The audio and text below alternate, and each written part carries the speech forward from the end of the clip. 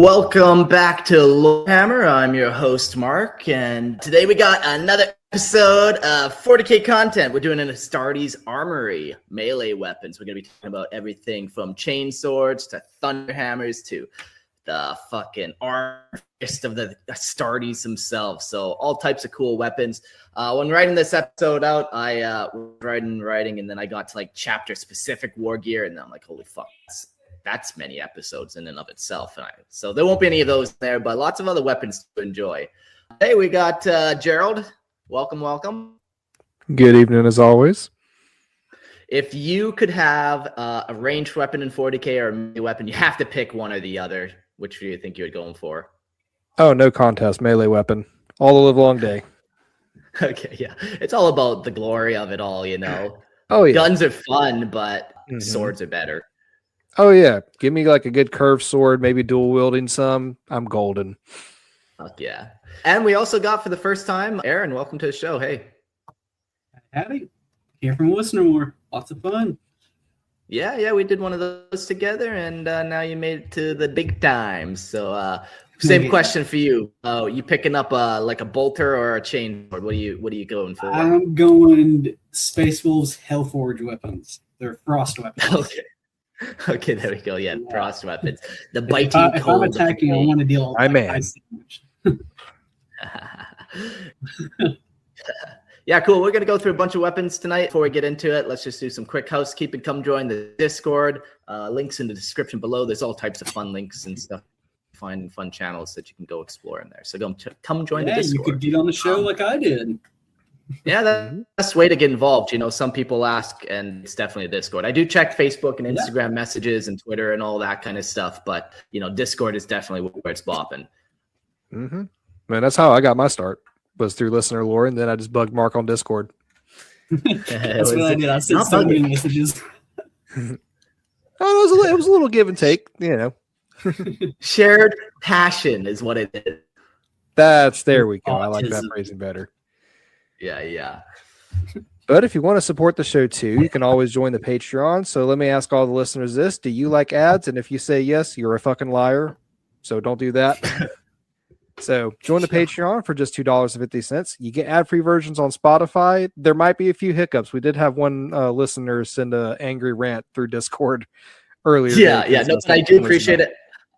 I've been looking into that issue. I still haven't figured out, but I do apologize. I'm getting issues with episode 220. I'm trying to sort that out, but hopefully it'll be fixed by the time this is out. But who knows, man? If you ever have issues with, I don't know, and I don't want to get into it here. It's not important enough to. I never noticed. I listened to the whole thing. I didn't see anything. Well, that's the thing. Like a lot of people say didn't have issues. He was the only one, so I'm not totally sure what the issue is. But you know, it's just technical issues. But hey, man, you know, you get direct access anywhere you go. Discord's the best place to reach me. Patreon, I do answer messages on there. But if you have any issues, just let me know. And just one other thing too, like shows like this survive on Patreon dollars. Yes, I do put ads in the show, but you know, Patreon dollars are easier to get. And you know, there's so many people that listen to Lorehammer. One just gave $1. You know, this show could just live on forever. I'd hook me up, plug me in, I'm ready. But yeah, anyways, just support the show the best you can, and I'll keep pumping out content. Yep, gotta fund your eventual golden throne after a upcoming possible heresy might be happening. But also, before any heresies happen, you can get a video version for just $5 a month, where you get to see us nerd out on the live stream. And speaking of the live stream, I will hand that over to Aaron. Howdy. You can join the Patreon to access that. It's pretty easy. Just obviously sign up for was it $2.50? I believe it is. And then you can chat in the live. There's a little section here. We got somebody already chatting. A fist does sound pretty brutal. Yeah, you ever been punched in the face before? It sucks, and I can't imagine if an Astartes. It probably would suck actually if an Astartes did it, because you'd just be pulped instantly. Yeah, especially if they have a power fist. Your face is gone. Like it's like, even before it connects, like the energy field explodes your face, and then it's nice. It's like the one clip from the Astartes animation. Just like dude, just like turns an Inquisitor's head in the mist. Yeah, exactly. The first time I saw that, I died laughing because I was expecting him to kill him, but I wasn't expecting just the punch into an explosion, like just gone. Yeah. And then we also do a call and guest at the end of the episode. I have listened to some of them are actually pretty good on a lot of the episodes. It's one of my favorite parts of the Warhammer episodes when I'm listening is seeing what some people have to say afterwards, because it's actually pretty cool, some of the ideas and thoughts that people have. So yeah, always the more opinion. That's one thing I've always liked about Warhammer as opposed to some other podcasts is I try to get as many people on, and I have my regulars and stuff and homies that I like, but I try to get as many different opinions of 40Ks because we all got our own special take. But thanks for supporting the show, and let's dive into this episode. We're doing the melee weapons of the Astartes. So first we're going to start off by talking about the nature of warfare in 40K, a little bit about the rule of cool. It's needed when talking about combat in 40K, the rule of cool. And then we're going to get into a galaxy of weapons. And then we're going to start diving into the actual weapons, from close combat weapons to chain weapons, power weapons, special melee weapons. And then I got some chapter specific ones I'll name, but I won't give details on. So going to be pretty packed full of bloodshed, war, and violence, I guess. Murder, death, and glory on the mother battlefield. Alrighty. I've not heard of an eviscerator. That's interesting. I will be excited to learn about this. Oh yeah. Yeah. So the nature of warfare in 40K. We actually talked on the last episode very briefly about why the heck do they run in close combat? What's the point of having power swords and stuff when people have las cannons and laser guns and guns that can literally shoot the power of the sun at you and stuff like that, or open a portal and launch you into another dimension? What good is a sword? But this might sway you in that direction. Why not? Let's just dive right into it. War is not about efficiency alone. It is about dominance, faith, and annihilation. I mean, enough said there. Melee combat exists because the Imperium fights enemies that do not break when shot, do not fear death, and often cannot be stopped by firepower alone. Demons, Xenos monstrosities, and transhuman warriors close distances regardless of casualties. When lines collapse and ranges vanish, the war is decided at arm's length. In such moments, the blade is not obsolete, it is final. And I brought up this point too in the last episode, was even in the U.S. Army, you're still taught close quarters combat because sometimes a rifle's just not going to do it, especially if you got someone that's either sneaking up on you or just closing the gap too quickly. So there's still a place for it. Not every shot connects. Exactly. The nature of melee combat in 40K is personal and absolute. It is the moment when ideologies collide as much as bodies. A chainsword is not merely a weapon. It is a declaration that the enemy will be destroyed face to face. Denied distance, denied dignity, denied survival. To kill in close combat is to prove supremacy of genecraft over flesh, of faith over fear, of will over entropy. In a universe of laser guns, the chainsaw endures because it embodies the Imperium's truth. Technology may fail, ammunition may run dry, but hatred, strength, and belief do not. Very Imperial coded. I love it. Yeah. My chainsaw runs on hatred. Just put a little hatred in the pummel there, and you'll be good to go for days. Hatred for the alien. Xenophobia is a staple of your product. Yeah. Okay, I have lost my place. Okay, here we go. A chainsword will still tear, still scream, still kill when everything else is silent. It is crude only to those who misunderstand it. To the Adeptus Astartes, it is the Emperor's judgment made audible. A weapon that does not simply end a life, but erases resistance. Oh my goodness.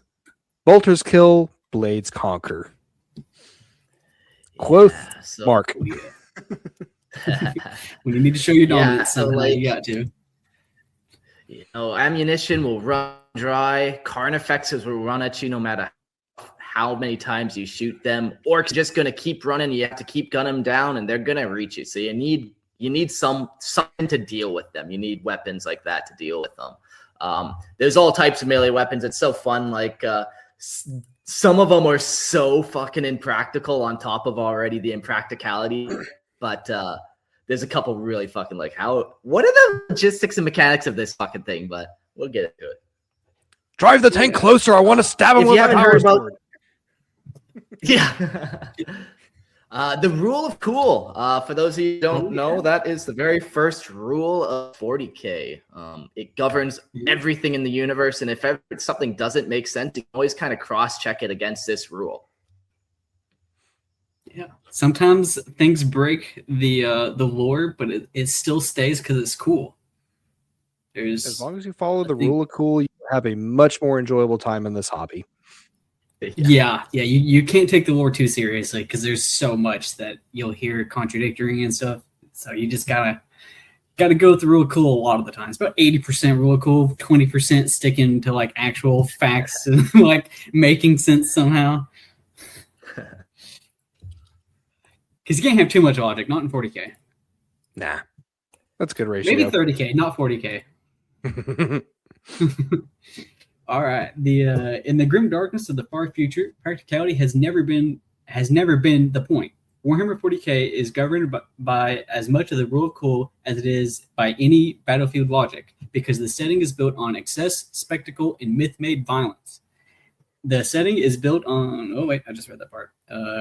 Chain blades roar where a clean cut would suffice, banners fly where stealth would be wiser, and warriors charge headlong into gunfire, not because it is efficient, but because it is glorious. That is probably why there's that one dude in the guard that's literally riding a mechanical horse, which is so dumb in my opinion. Like, Lord, so I think it's cool. Also, at the same time, it's like you're not Napoleon, dude. This isn't Earth. You're fighting like aliens. How dare you? You say that to his face. Let's see if he still would.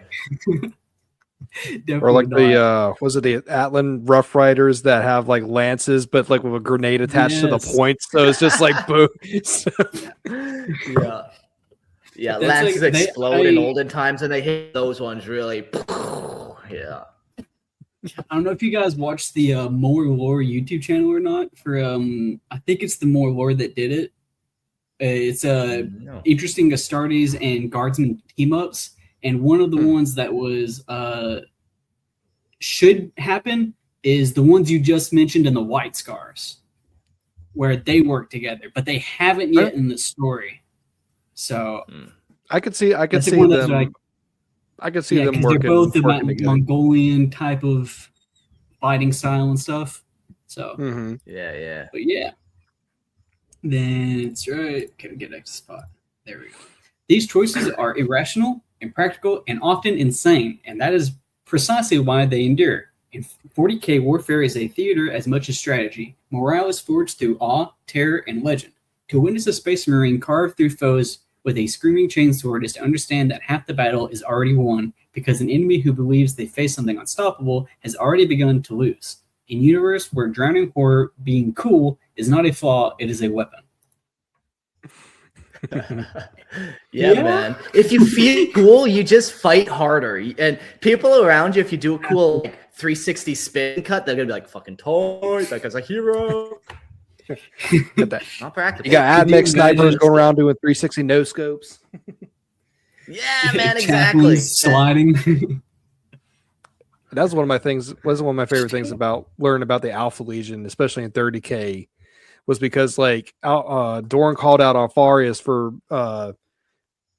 like being just like way too flamboyant and flashy in his engagements. But the thing is like Alfarius was like one of the last ones to be discovered. So to make up for being the last one, he took up like the most dangerous and crazy engagements and does like the most impractical stuff just based off a rule of cool because it gives him more glory.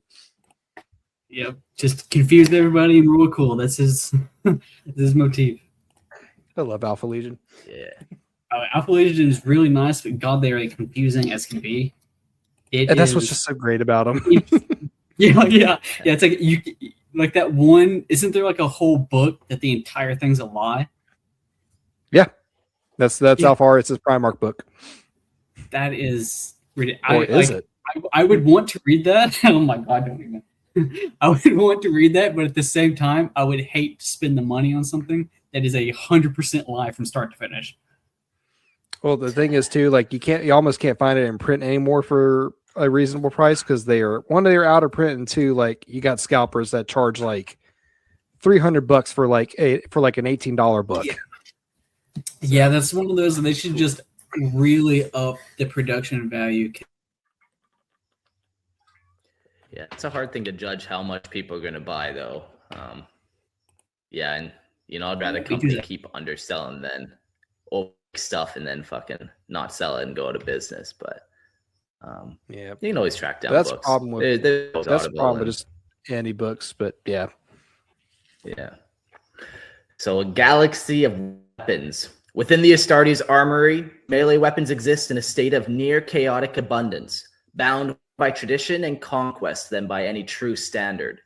10,000-year-old swords, their edge worn smooth from uncounted wars, are carried beside newly forged chainswords whose teeth are set with kraken fangs or adamantium alloys torn from defeated foes. No two chapters arm themselves alike, and even within a single company, weapons differ wildly in form, origin, and temperament. Each blade, axe, claw, or hammer is shaped by the culture that wields it, the enemies it has slain, and rights that bind it to its bearer. This lack of uniformity is a flaw, but a reflection of the Imperium itself, a galaxy-spanning war machine where survival belief and accumulated violence matter far more than any regulation ever could. Yeah, so, the Astartes are going to make whatever weapons they want to be functional. If you want a 3-foot long short sword or long sword or whatever that'd be for Astartes, you can make that. There's all types of weapons. Double-headed axes, single-headed axes, chainaxes, like whatever. There's no lack of creativity when it comes to killing people, I guess, in 40K. Yeah, one of the things I like about that is the ease to make like custom homebrew weapons. So one of the ones that I did, like after we did our listener episode, was it's based off of, if you guys have seen Bleach, there is the one character that's got a sword that extends and like separates into like a whip.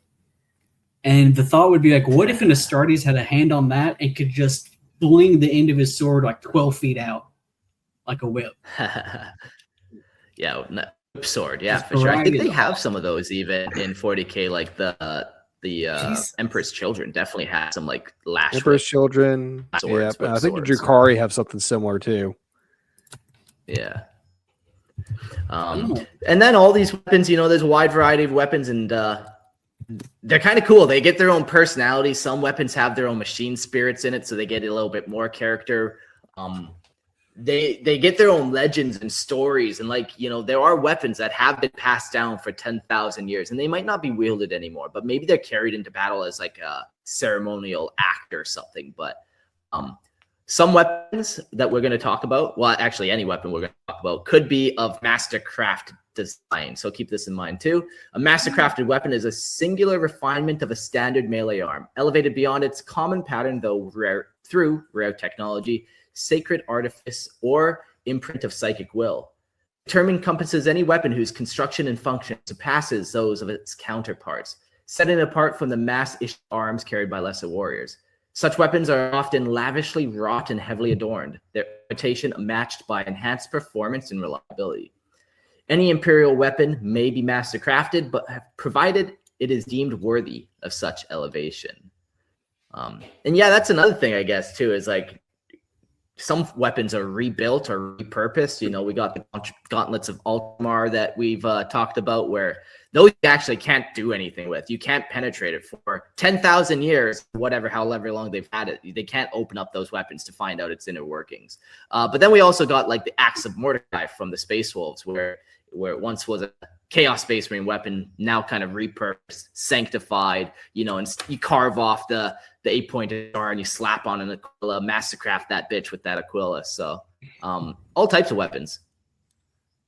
Yeah, because isn't the idea of it like design, shapes, and everything empower it? So like if you have like a direct chaos thing on it, it's going to give it more towards that side, and it's easier to corrupt a weapon that way. than it is if you just put in a quill on it, and it looks like it's a little bit easier to clean. Do they actually like cleanse it out of it, or like how does that work? Because actually, I've not gotten around to reading about that yet with the Space Wolves. So yeah, like it's a weird line. Like people in 40K cannot just pick up a chaos weapon, carve off the like it's good to go.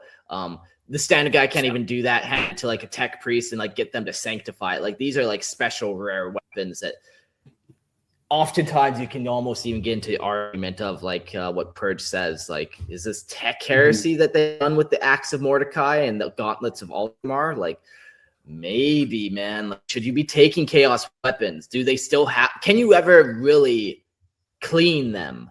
Or now is it reliant upon the Astartes will write off whatever little remnants of chaos left?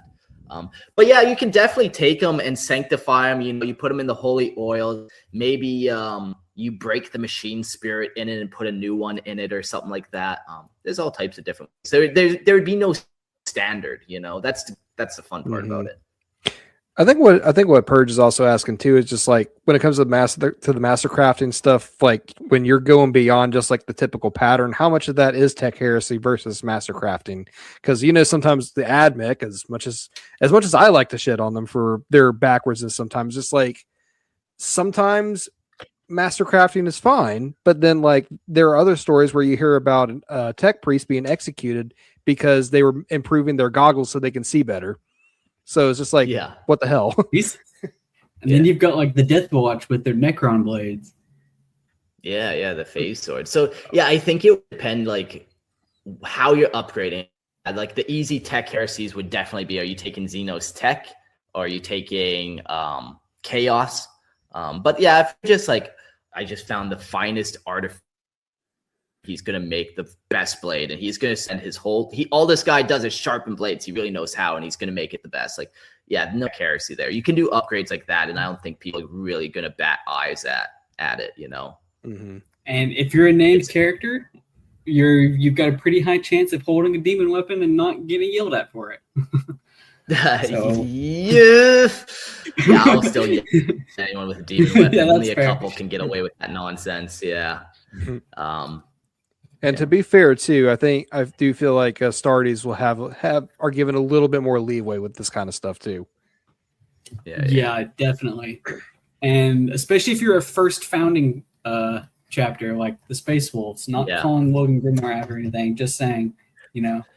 That does definitely help with how much of this kind of stuff you can get away with, for sure. If let's just say like the Flesh Tearers got caught with his axe, they're all gone.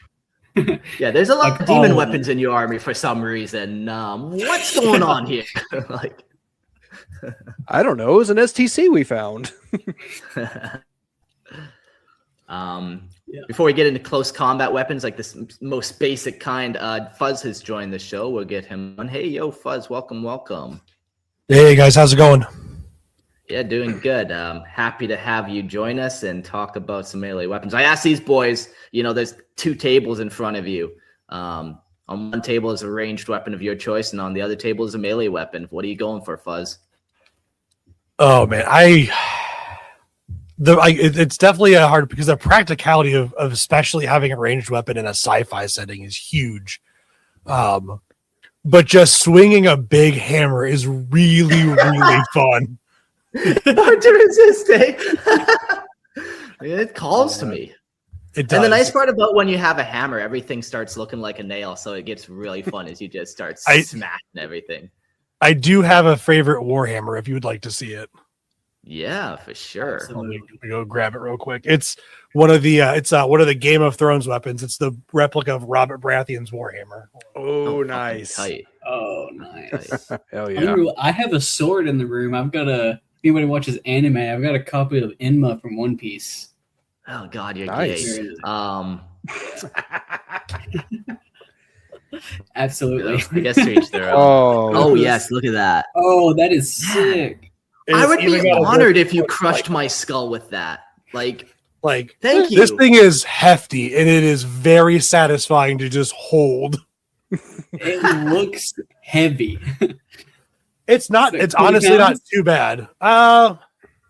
I'd say somewhere between like 3 to 5 pounds. It's always harder to tell when Very something's so top heavy, but yeah, it Yeah. is. It is very good. Nice. Like that's actually made out of metal. Looks very well stuff, made. or it Yeah, it's made out of metal. fucking tight. Holy shit. Dang. All right. So that's all right. Fuck. I say that, or the one that I made for a friend of mine. I really liked how that turned out. That was more of a one-handed one. Well, I guess while we're talking about close quarters with a hammer, close combat weapons. Close combat weapons are instruments of proximity forged for the moment when distance dies and the enemy must be broken by hand, sometimes an actual hand. Such weapons exist in countless forms, from crude edges to relic engines of ruin, each built to deliver decisive violence. At their simplest, these arms are solid implements that rely on edge or mass, guided by bearer's strength and the will to end a foe. Greater weapons, such as power swords, are bound with energized fields that unmake armor and flesh alike, lessening reliance on force and replacing it with absolute lethality. Most are carried alongside a pistol, allowing the warrior to kill at a breath's distance before the final crushing strike, in way the enemy is denied escape. In that way, the enemy is denied escape. Yeah, so I forced you guys to pick one weapon or the other, ranged or melee. But a lot of these melee weapons are paired with like some type of pistol weapon, which is sweet. So you still get some type of distance. I don't know if you guys ever shot a pistol, but anything Yes, far away. It's plenty not of times. very Yep. accurate. Yeah, very hard. Like it's not like TV show where you're sniping people with pistols, man. And those things get a little Yeah, not difficult at to all. use. Yeah, I mean, I feel like for your average person, a pistol's effective range is going to be like 20, maybe 30 feet. Maybe Yeah. depending on the pistol, but yeah. Man, there's some Also crazy depending on videos how of often you like use pop it. encounters out there where they're like shooting over the hood of cars at people, and there's just bullets flying everywhere, and then everyone like empties their guns and looks around, and it's like no one fucking died, and like 50 bullets flew, and those are Yeah. trained people. Like, yeah, the pistol, it does not have that long of a range, but it's better than nothing. Oh, for sure. Yeah, absolutely. That reminds me of there was a story of like the shootout that happened in Chicago like 10 years ago, and there was like 190 bullets shot and nobody hit anybody. Yeah. That's so crazy. That's so crazy. Yeah, this is why you need a sword, like or a big fuck up. You'll hit people. Yeah. Just going around Chicago with the giant axe, Yeah. screaming out demonic In names. Minnesota, you could get away That's with why that. I have both. Exactly. Alrighty. Next, we have basic weapons. At the most fundamental level in our study, can I speak?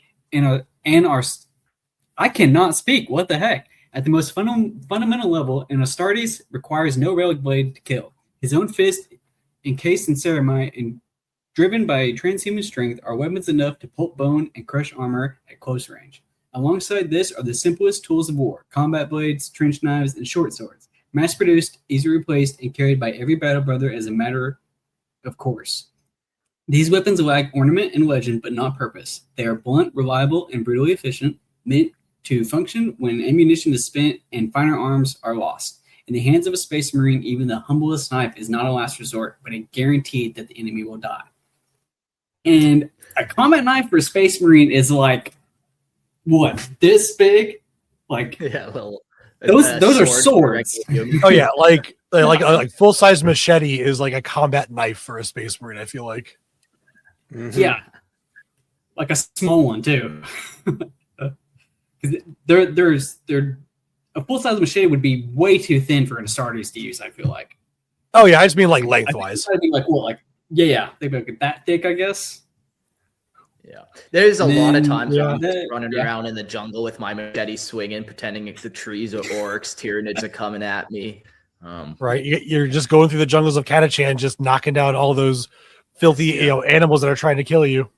Yeah, if I was allowed, I'd take a flamethrower out there with me, but says it's just a little much. So with The death world of Panama.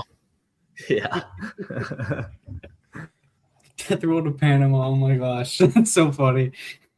And All right. After that, Armored Fists. And Astartes' Armored Fists are weapons in their own right. A ceramic clad and driven by transhuman strength capable of shattering bone and crushing armor with a single blow. His entire body is a killing instrument. Booted strikes cave in chest, shoulder charges break lines, and sheer mass becomes a force of execution. Even unarmed, a Space Marine is never defenseless, for his physiology and armor were designed to turn every movement into controlled, purposeful violence. And that just immediately makes me think of Titus slamming his body into the tank in the episode of Secret Level. Just all at once. Such a good so visual. good. Yes. Do any of you guys watch the like armored combat fighting stuff? Mm-hmm. If you look up like armored combat, Boohurt, Mark, you're muted. HURT, there was a History Channel competition show around armored combat called Night Fight, and this reminds me of like one of the contestants was complaining because he broke his gauntlet. He was complaining like he broke his gauntlet, denting somebody else's helmet, knocking them out. It was beautiful. Hardcore, man. That is amazing. Yeah. And that's just getting hit by a human, getting hit by a human in power armor, even just a regular suit of armor, not powered, would fucking blow. And then I got pictures pulled up here of an Astartes physique. You got this 8 foot tall, like 500-pound back dude punching you in power armor, so it's like doubled. Like you just get pulped. Missed. Yeah, you're getting punched by an armored gorilla. Oh yeah. I mean, it goes back to that. It goes back to that joke that they talk about the Eldar. It's like, why do the Eldar fear the Imperium? Well, yeah, you would be scared of an 800-pound gorilla coming in with a shotgun. Yeah, right. yeah. Especially a giant shotgun. Mm-hmm. Ooh. And then last thing we've got on there is combat blades for this section. During the era of the Great Crusade, combat blades served as a broad designation for the many close-quarter killing tools favored by the Space Marine legions. Their precise shapes dictated by legion culture, doctrine, and tradition. Every Astartes has issued such a blade upon surviving the implementation of his gene seed, and he bears it until the moment of his death in war. The immense knife, comparable to a mortal short sword, carries a monomolecular edge that does not dull, even after centuries of slaughter. In some chapters, these blades are heirlooms passed down from warrior to warrior, their surfaces carved with the deeds of the fallen. In others, blade and warrior are forged together, and when the Space Marine finally falls, his combat knife is entombed with him, its purpose fulfilled. And the reason why I laughed at the monomolecular is, I don't know, do you guys listen to the 40K Lorecast with John Bersati and Brad Chester? Any? I do not. They're really good, boys. but they have a problem with monomolecular stuff. And every time I read it, I got them in this voice in my head, just repeating it in this way that they do it. But yeah, there's something that I remember listening to. I think it was like maybe in a movie, but just like somebody going like monomolecular. That exact voice. Yeah. But yeah, monomolecular, it's everywhere. Like it's in 40K. Anyone familiar with Shadowrun? Mono everything, mono swords, mono whips, mono knives, very like Eldar like. Just like I remember that specifically being like a big complaint in like old Lorehammer too. Is like anytime y'all talked about the Eldar stuff, and it's like monomolecular this, monomolecular that. I can't remember, Mark, if it was you or Eric that were just going at it and went on a whole rant because you were tired of the monomolecular stuff. Yeah, well, like, okay, so what does this actually mean? That means you're cutting at the atomic level. Is essentially you're cutting people's atoms in half. Yeah, it's like the edge of the blade is as thick, as thin as a molecule. I was even joking in the Discord, like I've been playing the 40K Rogue Trader video game, which has been fun so far. But I picked up an Eldar like monomolecular filament grenade. I'm like, what the fuck does that even do? How does that work? Monomolecular filament grenade. Does it just like whip out filaments? Does it just shoot out bits of monomolecular string at you? Like I don't understand. Fuck. That would be crazy because like it just explodes string. You're right. Yeah, I just imagine somebody getting dissected just sideways. Yeah, fuck. used to think of like Salat from Berserk with like his weird whip sword or like his whip string or whatever that just eviscerates people on contact. Yeah. You do see like mono wire stuff a lot in anime. You see it in Hellsing. A lot of like assassin animes will have people with a monofilament wires on their fingers, just like mincing people into tiny cubes. Fuck. That's a big Naruto thing, isn't it? Yeah, it's a Naruto too. I've been watching one called Sakamoto Days, and there's a character in that uses mono wire on his fingers. Yeah.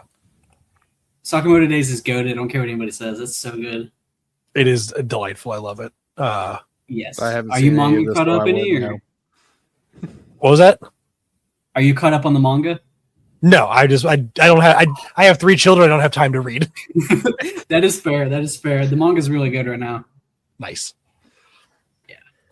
Yeah, I love the combat blade, the concept, the idea that some chapters they like one of the first things you do is like forge your own blade, and then like it's that's very cool or whatever, and then you that's your blade. You take it till you die, till you're dead, and then you get buried with it.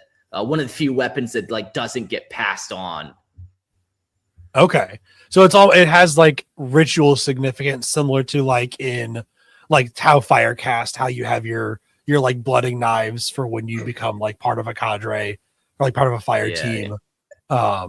There's something else that in 40K that it made me think of too, that like stays with you. Oh, almost like a guardsman and their las gun. Like a guardsman should never be separated from the las gun. A space marine should never be separated from the combat knife. Yeah, exactly. Unless it's wedged deep in the back of Zeno's skull. That's the only time you can take your hand off it. Yeah. So we'll dive into chain weapons. Diving into chain weapons. Chain weapons are brittle instruments defined by roaring motorized teeth that bite, grind, and tear through the foe. Echoing crude saws of forgotten ages, each tooth is honed to be a killing edge. Some are refined to monomolecular sharpness, capable of chewing flesh, plasteel, and even hardened steel bulkheads without pause. The most widespread of these weapons is a chainsword. Its screw blade, a symbol of the Adeptus Astartes, followed closely by the heavier executioner's axe. These weapons are not confined to swords and axes alone. Chain blades, chain bayonets, and countless other variants exist, where traditional blades have been stripped away and replaced with living rows of teeth designed solely to kill at close range. In cases, smaller chain blades are mounted directly to ranged weapons, serving as bayonets so that when the gunfire ends, the slaughter does not. Like many examples of human invention, the variations of the chain weapon seem to have their roots in the shrouded heresies of the dark age of technology. According to many of these various weapons, saws consistent use is the armored fist of techno-barbarians during the Age of Strife. Among the Emperor's own armies of his thunder warriors, brutal conquest by the Terra during the Nation Wars. But some chain weapons, such as the ambiguous chainsword, have been wielded by human hands for aeons. Even right now, like there are fucking goons on the internet building chainswords and stuff that work. So starting M3, people have been rocking chain technology. Absolutely. Yeah. I saw a guy building like basically chain swords into gauntlets, and it was very good. Sounds good. Yeah. We're fastly approaching the timeline where 40K is becoming a reality. I'm not sure how to feel about that. Right. Let's hope certain parts of it stay fiction. No. We want Hera to be invaded by some demons. Really spice it up. I don't want the demon to be real. Come on. Oh no. yeah, that's why I was like, I don't want that. You just gave me PTSD flashbacks of that episode, of that Iron Warriors episode. No. We need the Tau to invade so we can all have our hot Tau mommies. That's what we need. Oh my god. Yeah. You filthy Xenos lover. Correct. And I tell you what, and you get my axe.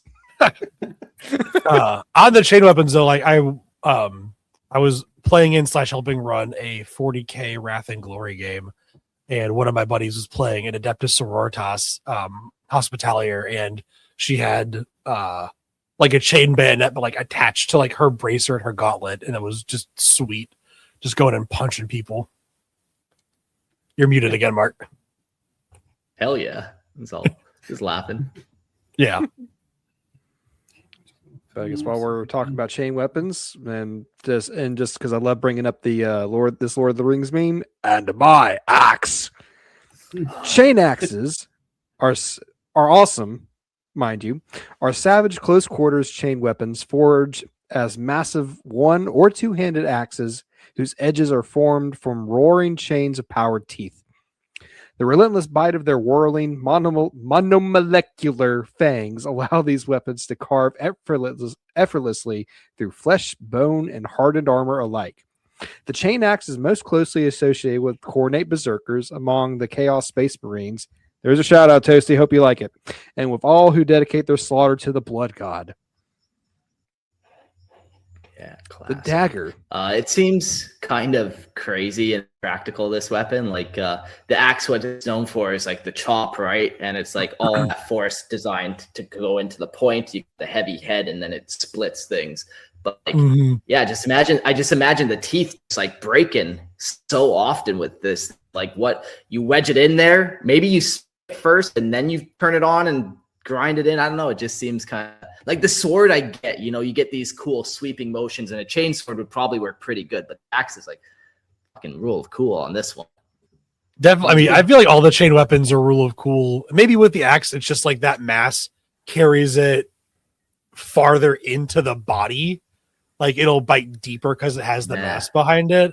But I just feel like all chain weapons. I feel like all chain weapons are like impractical. That like something's gonna get tangled up in there and cause it to stop. Yeah. You got like Black Templars with their chained weapons, where it's like if that chain goes into the chain weapon, it's gonna be fucked. It's gonna suck your arm into it. It's gonna rip your wrist off. Like, yeah. My only example I know of that's animated for like an axe, just a regular axe, not a chain one, is Meditaurus. Is that his name in the Secret Level episode? That's the one that chose Titus. Whenever they're walking to the fight the guys, he wields an axe. And the way he like spins it and hits it's really nice. Is his a power axe in that? That one's a power. It is a power axe. Yeah, most loyalist Space Marines, especially by the time of 40K, stick with the power axes, and it's usually the Chaos Space Marines that do the chain axes. Yeah, you might get some Carcharodons and stuff with some axes. You'll find them still, but yeah, they definitely are on the rare side. Mm-hmm. Somehow I kind of like that over having them more common than power axes. Yeah. But where's my place? Do you have one more thing? The dagger, the humble little dagger, which in medieval times is responsible for more knight deaths than any other weapon. So, fun fact for the day. The smallest of chain weapons, comparable in size to a heavy combat knife, the chain dagger conceals lethal purpose behind its modest form. Its high-speed teeth turn even a passing strike into a ruinous wound, tearing flesh apart with merciless efficiency.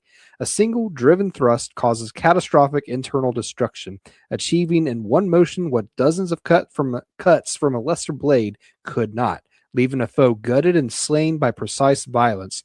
This is a one-handed melee weapon. And as far as the blade, a chain blade is a compact chain bayonet mounted to a bolter used to kill at point-blank range when the charge lands hard. Yeah, cool. So is that going like the bottom part of a bolt pistol? Bolt guns. Probably for like a bolt or like a bolt rifle or something. Yeah. Makes sense. Bolt pistols usually don't have that attachment to it. Yeah, that makes sense. You can see. I mean, it's 40K, so like, sure, why not? I guess, but also, yeah, I'm sure it probably exists, but nobody uses it. If we're making all the double nerding references, Gears of War, they had the Lancer that has the bayonet, and that thing's fucking tight, man. Cutting focus in half with that thing. That game is it's a satisfying game if I ever played one. Yeah, love that game. I was exposed to it first before I was ever exposed to Warhammer, but I'm pretty sure we know who stole from who in this regard. Yeah. Yeah, definitely. All right. And then, the Eviscerator. I was one I did not know about. An Eviscerator is an obscenely massive variant of the chainsword, so vast and overbuilt that only an Astartes wielding it with both hands can bring it to bear in battle. It inflicts catastrophic trauma upon living targets and is capable of smashing through walls or tearing into vehicle armor through sheer violence. The Eviscerator relies on its immense bulk and crude disruption field, a lesser cousin to those found in power swords, to deliver overwhelming destruction. Owing its brutal and inelegant construction, the weapon is brutally effective but exhausting and difficult to control in prolonged combat. Is that what Dorn uses? A variation. Yeah, he might. Yeah, because even a double-handed chainsword is kind of going to be small on him, so he's got kind of like a special one built. But I imagine it does fall in this category. It's interesting. This category has like a built-in crude power field to help really fuck up anything this touches. Then you can kind of get through hard ceramite with the power field, and then kind of the teeth is going to deal with that fleshy parts. So yeah. So I know it says it's let's see, only an Astartes wielding with both hands can bring it up to bear. But isn't that or is this a smaller Eviscerator? Is what Repentias use? Yeah, there definitely are Ministorum priests. Even here's some fun artwork of a sister's battle carrying one. That's a funny picture. If we weren't talking rule of cool, we always got to remember rule of cool. Just imagine this fucking 80-pound woman swinging this fucking 80-pound sword. It's not happening.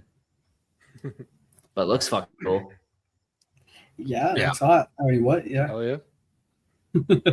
This guy's a great model. That's a classic old missionary priest with a fucking chainsaw. And I like some of the Eviscerators that are literally like chainsaws because they have that almost that side handle to get the two hands on it, not a long two-handed handle, but they've got the separate handles like an actual chainsaw to carry it.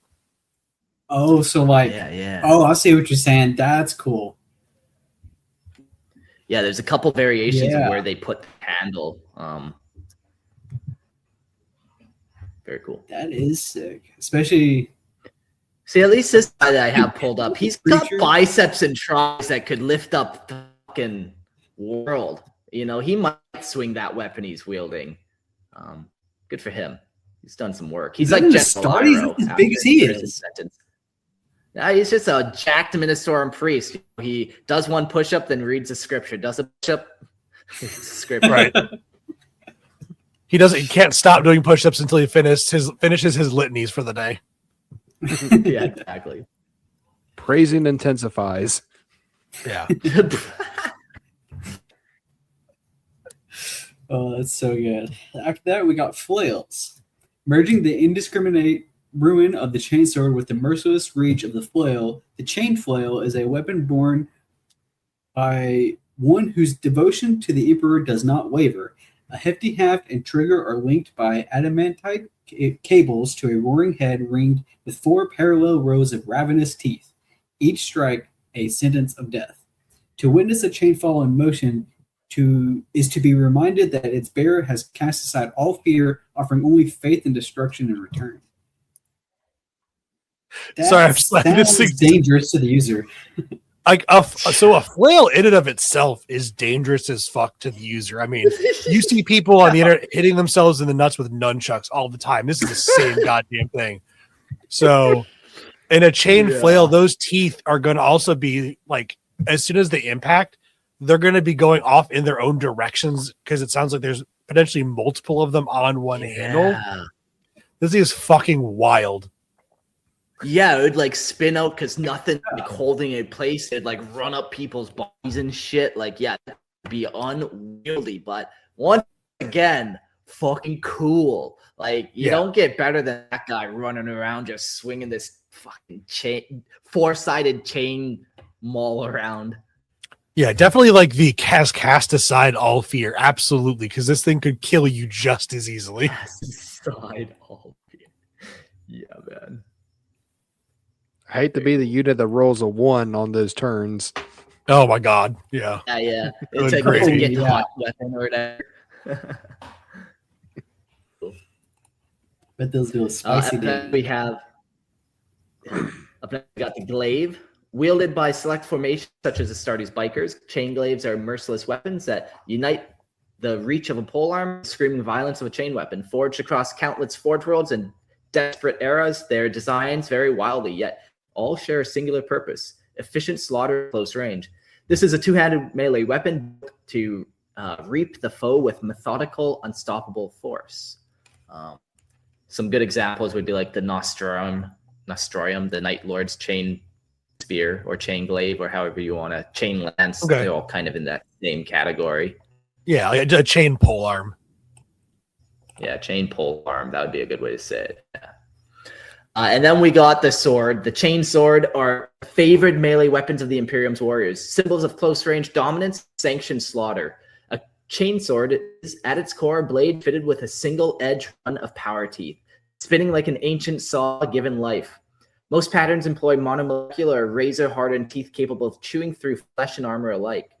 These weapons are never subtle. To raise a chain sword is to issue a declaration of intent. It exists to rip, rend, and dismember. Where lifted blades only wound, its slow, furious buzz swells into a piercing scream as the teeth bite into ceramite, announcing destruction before it's fully delivered. Yeah, man, like this, I love this concept of like melee weapon.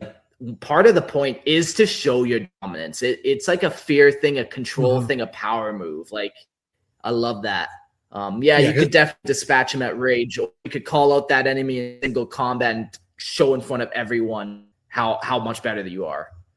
Yeah, and like not just like the look of a chain weapon, but like it talks about like the roar of the engine of a chain weapon is going to be its own, intimidation roll against you. Yeah. Chain weapons, like chain swords, do come in all types and shapes. Like you got great chain swords, falchion chain sword, falchion? Yeah, falchion chain swords, all types. Yeah.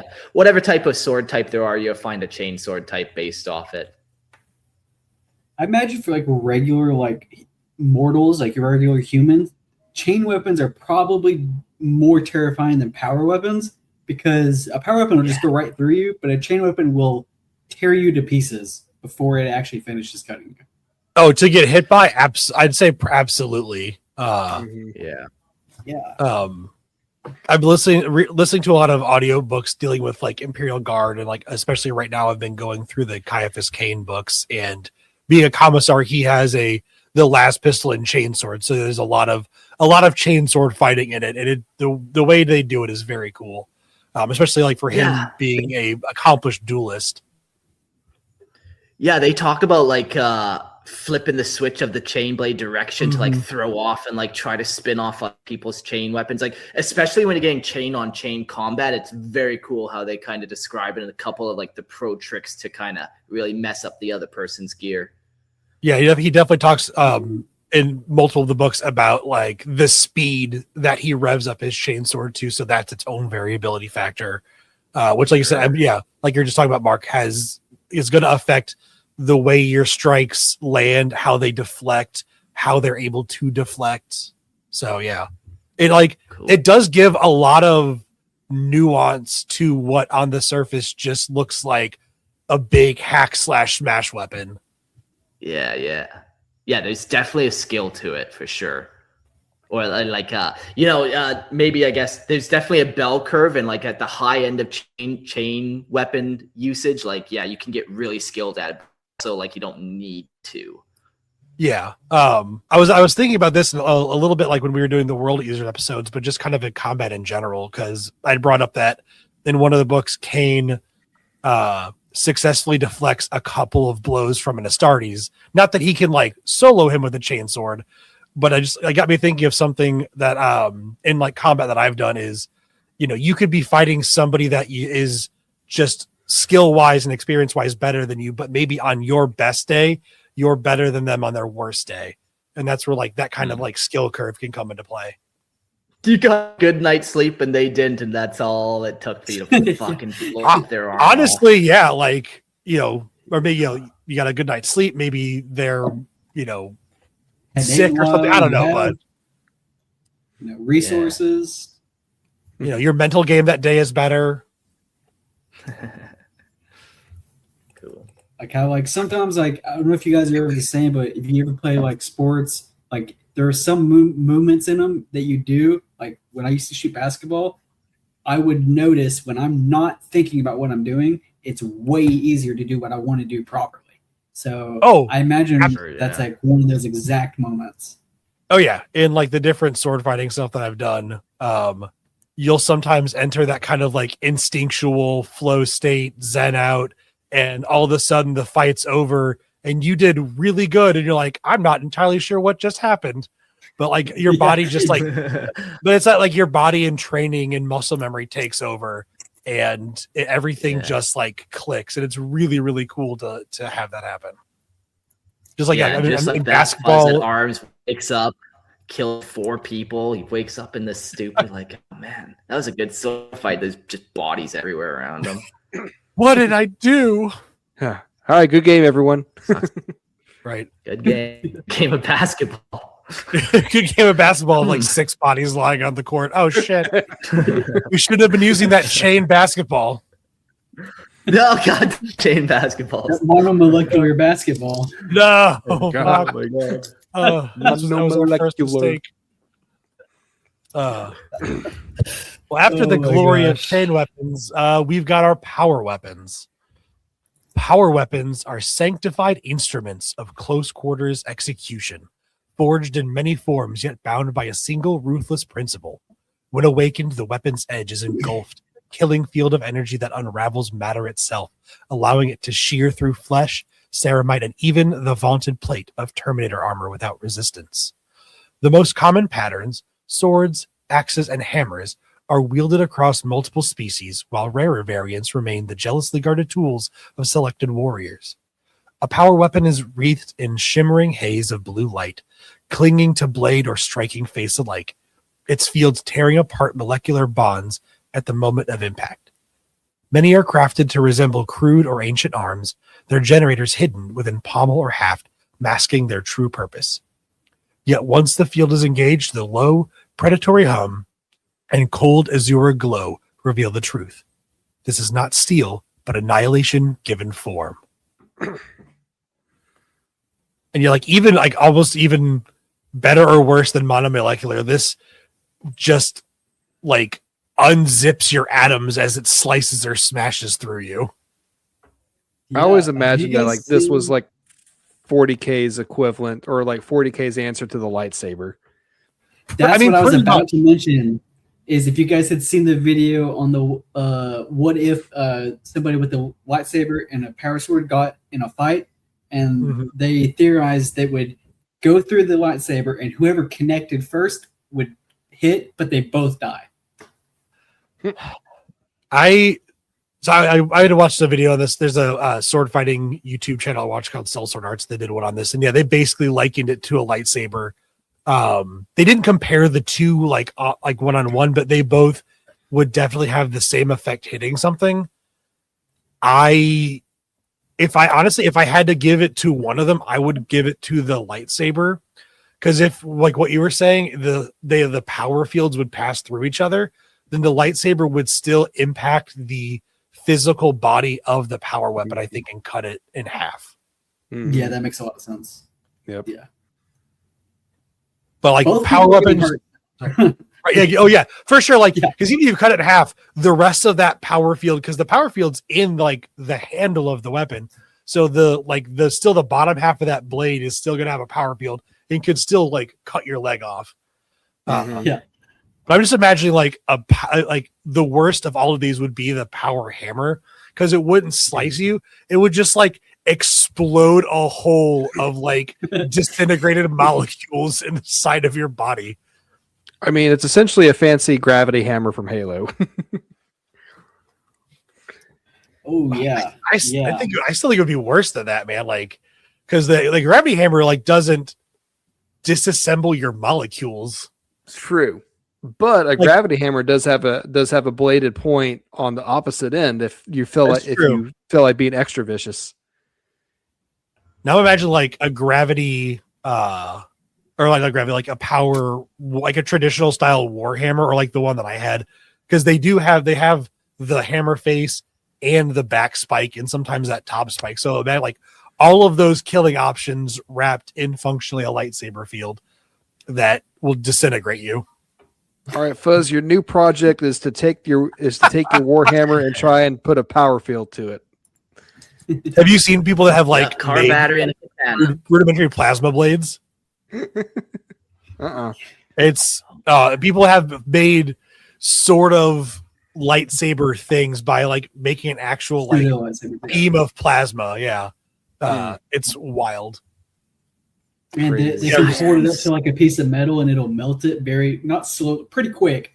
There's one really, really good YouTuber who's done it. He does like all these like homemade stuff, and the video is sick because it's like in 10 years, what's going to happen? Again, we've got chain blades. People are developing power weapons. We're getting there. We're getting there. We're getting there. I did see one video a few years ago about a guy that did a proto lightsaber, which was basically like a giant tungsten rod that he just superheated with a power pack. And he was able to like slowly cut through like a sheet of metal. Oh wow! But the thing is, like, dude had to wear like a welder's mask, and like he had to like hold it back because like the sheer heat from it was just intense. Oh, that's bananas. I love it. It sounds real, especially tungsten. That's heavy too. So I bet that was no fun. Right. Yeah. Nothing like a board engineer in a garage in too much time. Yeah. That reminds me of like the Styropyro. Do you guys know who that is? The YouTuber with like the 10,000 watt like flashlights and stuff. Oh, I've seen that. I've seen that flashlight before. Yeah. He's got some really cool stuff like that. I think if anybody could go through that window into 40K like technology, people like him and that one electrician that always purposely shocks himself. Do you guys know who I'm talking about? I think he's like that one I know. He's like the guy who like you'll see him like plugging something in and he like gets hit by like this big spark, but he's fine. Like he does it every time on purpose. Nice. Yeah, it's funny. But I know we're kind of getting a little bit off topic, so I'll round this back out to I'm detecting a pattern here in the notes, Mark, so I will bring up this meme again because I love it. And my axe, power axe, Perfect. delivers far greater force on impact than a power sword, though this comes at the cost of speed and finesse in the hand. Not if you ask a Space Wolf. Its lesser defensive utility is commonly offset by the use of combat shields or more advanced protective war gear. Even so, the power axe is known as a savage and uncompromising weapon, and the decision to wield one is often a matter of intent and conviction rather than pure tactical efficiency. Again, ask any Space Wolf fan. Yeah, Rule of cool, absolutely. Yeah. Space Wolf or World Eater. Yep. Space Wolves get their power axes, World Eaters get their chain axes. Just go head to head. Boom. There we go. Yep. But we also go back to the humble dagger.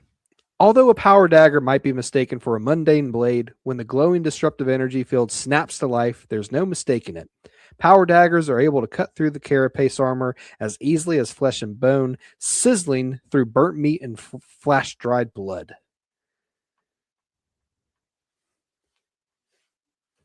I did not know they had power daggers, actually.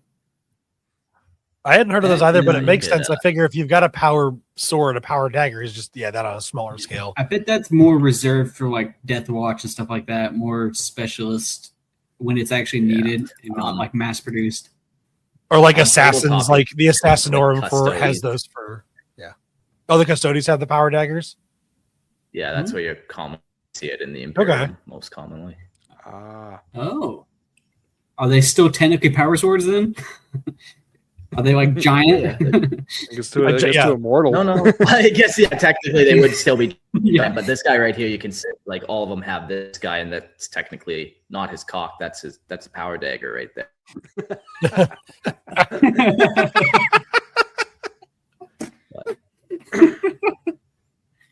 Oh gosh, perfect. Pretty sweet. That's so good. Then after that, we got Power Fist. A Power Fist, sometimes called a Power Glove, is a massive mechanical gauntlet wreathed in a destructive energy field that unravels solid matter on contact. Slow and ponderous in battle, it demands that its bearer endure incoming blows before delivering a single decisive strike in return. Its worth lies in the immense strength it grants, amplifying the wielder's transhuman power through brutal servos and internal motors, turning each blow into an act of absolute destruction. Shout out Marnius Calgar. It's the most popular version of that I know of. Okay. I just had an image in my head. An Astartes boxing match with power gloves. Oh God. Power glove. What armor do they keep on? Because at that point, it's a one-hit done fight if they don't have their armor on. I imagine it would be with armor because they got to integrate the power fist still. Fair. Well, it might be thing where like just have it to like they're like. No, well, the armor might at least like take a blow or two. So like you get punched, it knocks off some of your armor, and then if you get hit, it like goes into your body or something. I don't know. This is one of my favorite pieces of Warhammer artwork, where this black guys just get creamed by this Imperial fist. Like, that's right. Great artwork. That is the classic fisting. The classic. Elbow deep. No one does it better. Elbows deep, brothers. He dropped the Imperial fist. Yeah. Yeah, you've just experienced the pain glove. Right. Oh goddamn, that's good.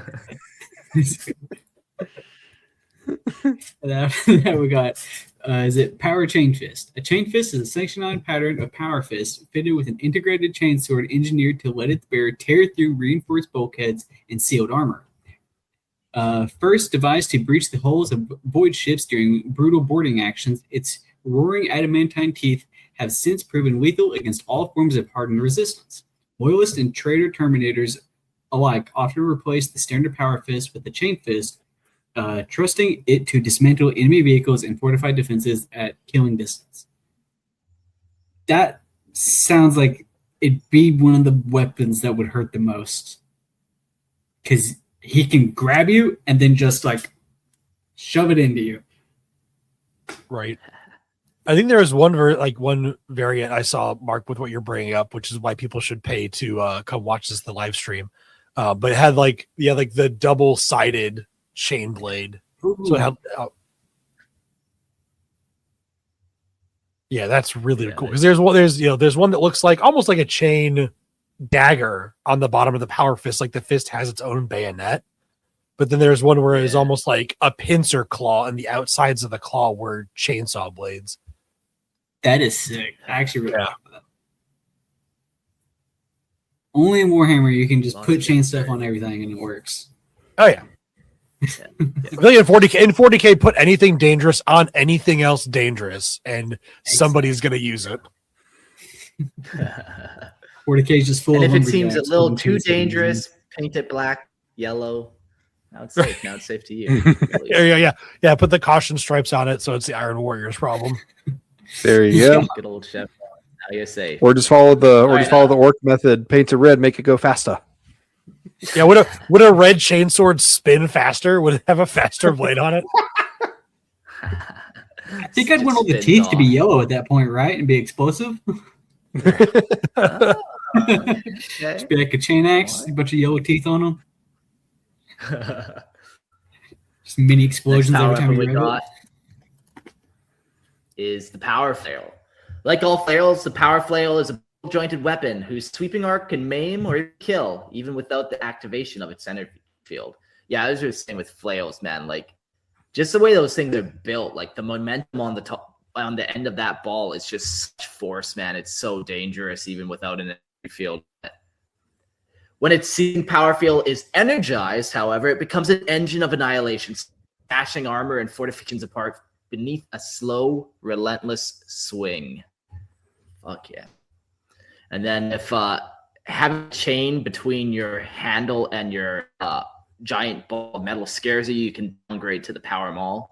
A little more than a half wrapped in a power field, or haft wrapped in a power field. The power maul conceals deliberate and lethal versatility. Its energy field can be precisely tuned, shifting it from pulverizing stone and armor to delivering a controlled stunning blow that drops a foe without ending their life. Oh, I don't know like if Astartes weapons power mauls do that, but definitely like the Adept or the RBDs. The Adeptus Armoury. Yeah, they use those for sure, where they dial it down. But I'm sure the Astartes, they fucking crank that thing full every time. Yeah. And like again, like if an Astartes group is going on a capture mission, they might use something like this to stun and capture something for like Death Watch or who knows, but mostly though they're just gonna use the ones that are gonna disintegrate your face. Yeah. Right. And if a power fist or a power maul is a little bit too close for comfort, you can get some range with a power lance. Throughout the long, blood-soaked history of war, the spear has endured as a weapon of ruthless efficiency, and the Imperium preserves this legacy without mercy. A power lance, sometimes called a power spear, is a specialized power weapon consisting of an energized blade mounted upon a long, unyielding haft. Like all true power weapons, its edge is wreathed in a disruptive energy field, allowing it to pierce and unmake flesh, armor, and harden matter with cold, unquestioning ease. Yes, I mean, spears, lances, any polearm is going to be, especially like in a melee fight, like the range is what you want to go for. And especially with like a power field around it, there's nothing that they can do to protect themselves to really close that distance too. So if you have a power lance and they've got a power anything else, you're probably going to win. You've already got the advantage. Yeah, that's what the White Scars use, right? On their bikes. Yeah, I believe so. I really like the combination with that because it's like their own version, modern day version of like cavalry charges. Despite me memeing on that one guardsman that rides an actual mechanical horse in the battle, I think if you're going to do it, power bikes is probably the better way. Yeah, and then pretty cool.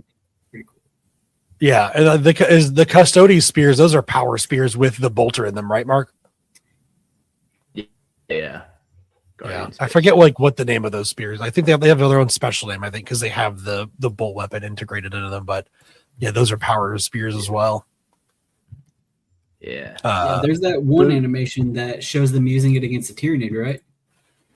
Yes. Yeah, those are Guardian spears, I think. Guardian spears. There we go. Yeah, and I think the axe version is the Castellan axe, if I'm not mistaken. Okay. Yeah. Yes. But same principle. Yeah. And then if you decided that the power lance gives you too much range and you want to get the closest, a nice good power hug, you can use the lightning claws. The lightning claw is a specialized pattern of power weapon formed as a reinforced gauntlet fitted with 4 extended talons that burn with matter disruptive energy. Each blade functions as a compact power weapon in its own right, slicing through armor and flesh with ruthless efficiency. They are most often borne by Space Marine Terminator assault squads, where entire units may be armed with them, though access is granted to any warrior deemed worthy by the armory. Lightning claws are typically worn as a matched pair, so you're going to be, Space Marine Wolverine out there. Yeah, exactly. There's a couple different variations of the power or the lightning claws where you got like you said, the Wolverine style where they're kind of on the back of your hand. You also got lightning claws where it's like individual fingers become talons.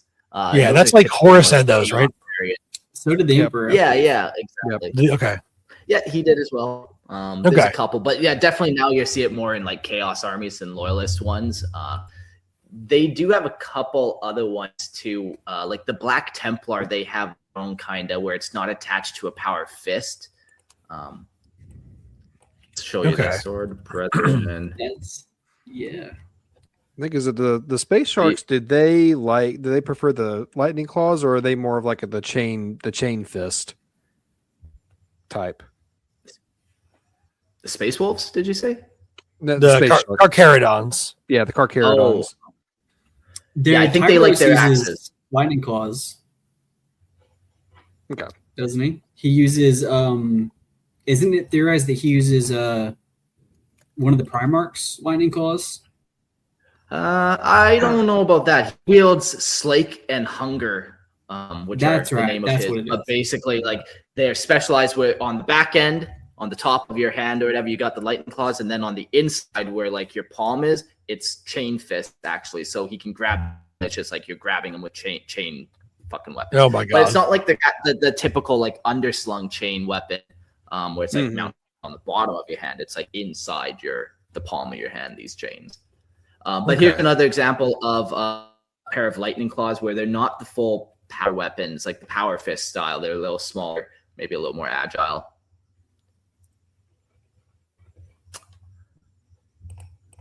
Nice. Very nice. They're a fun weapon. Lightning claws are just so cool. Yeah. Yeah, that's even if they are a preferred weapon of the Night Lords. I wasn't gonna bring them up, but yeah.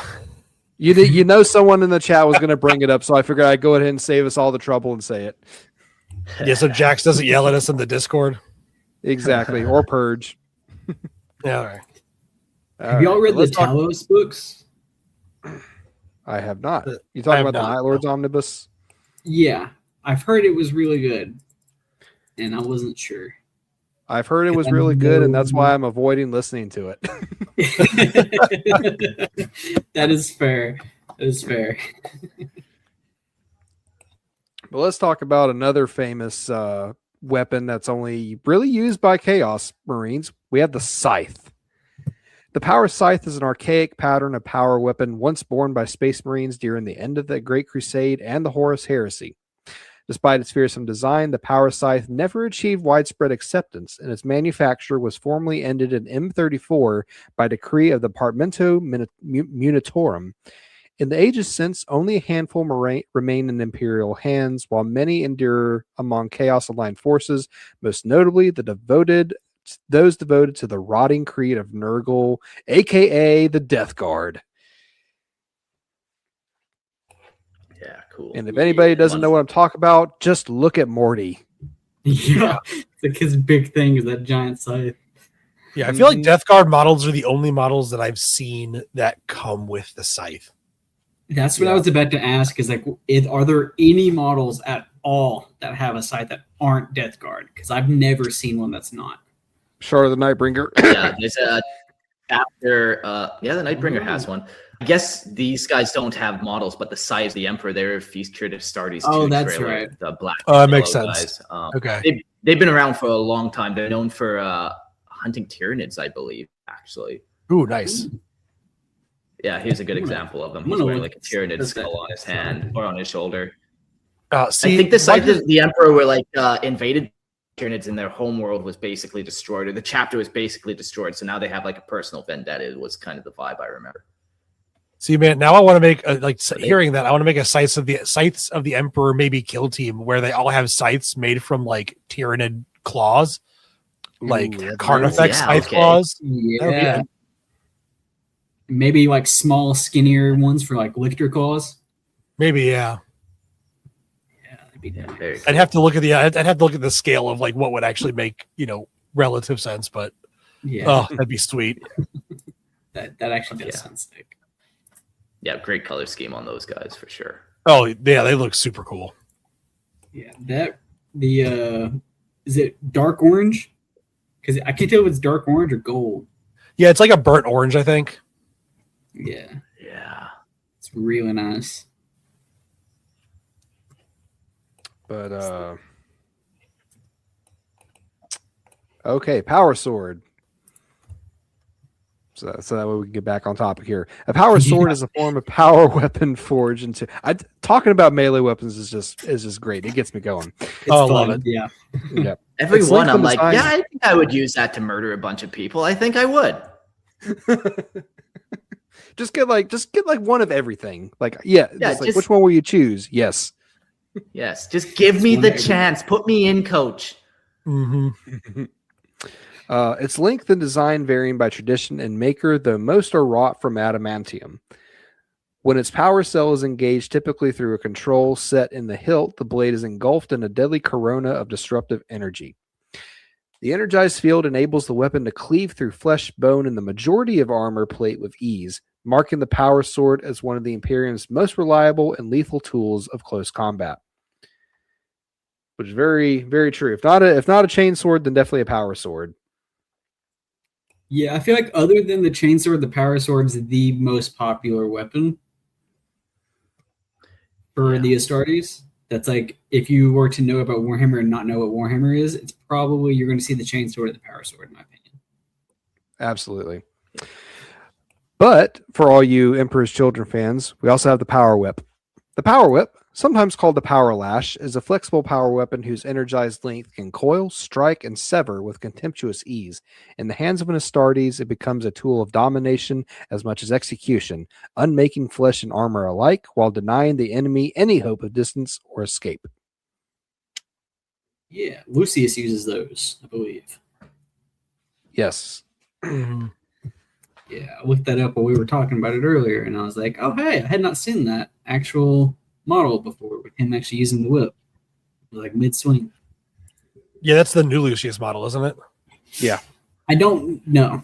Well, I think the older Lucius model has something like that. Okay.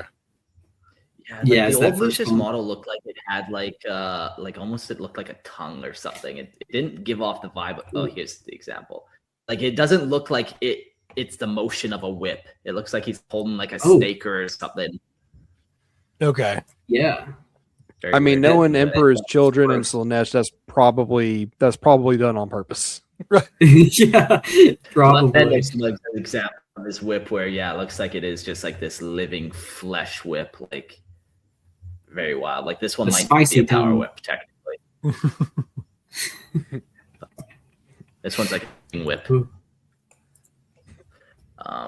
So what color what color do you prefer? Does it change depending on like what chapter you give to? And then the second question is, do you prefer the like the glow effect or the lightning effect? So I got some pictures. Here's like a classic, almost both, where you get the glow and the lightning. Sometimes you just get the lightning. If the lightning's in like the glow, I think that's really good. If I were to have one or the other, though, I would go with the glow, personally. Go with glow. Yeah, I think I would probably go with the glow. And then color-wise, I don't think for me, the color would change on like chapter or legion, but I think for me, the color would change more on faction. So like if I'm doing Astartes, I'm probably going to do a blue power weapon. Whereas like with my Votan, I do more of like oranges, like flame lava colors. No, because Votan's also like more like it's like more plasma themed, but it's still that kind of energy weapon. Necrons, you're going to have your greens.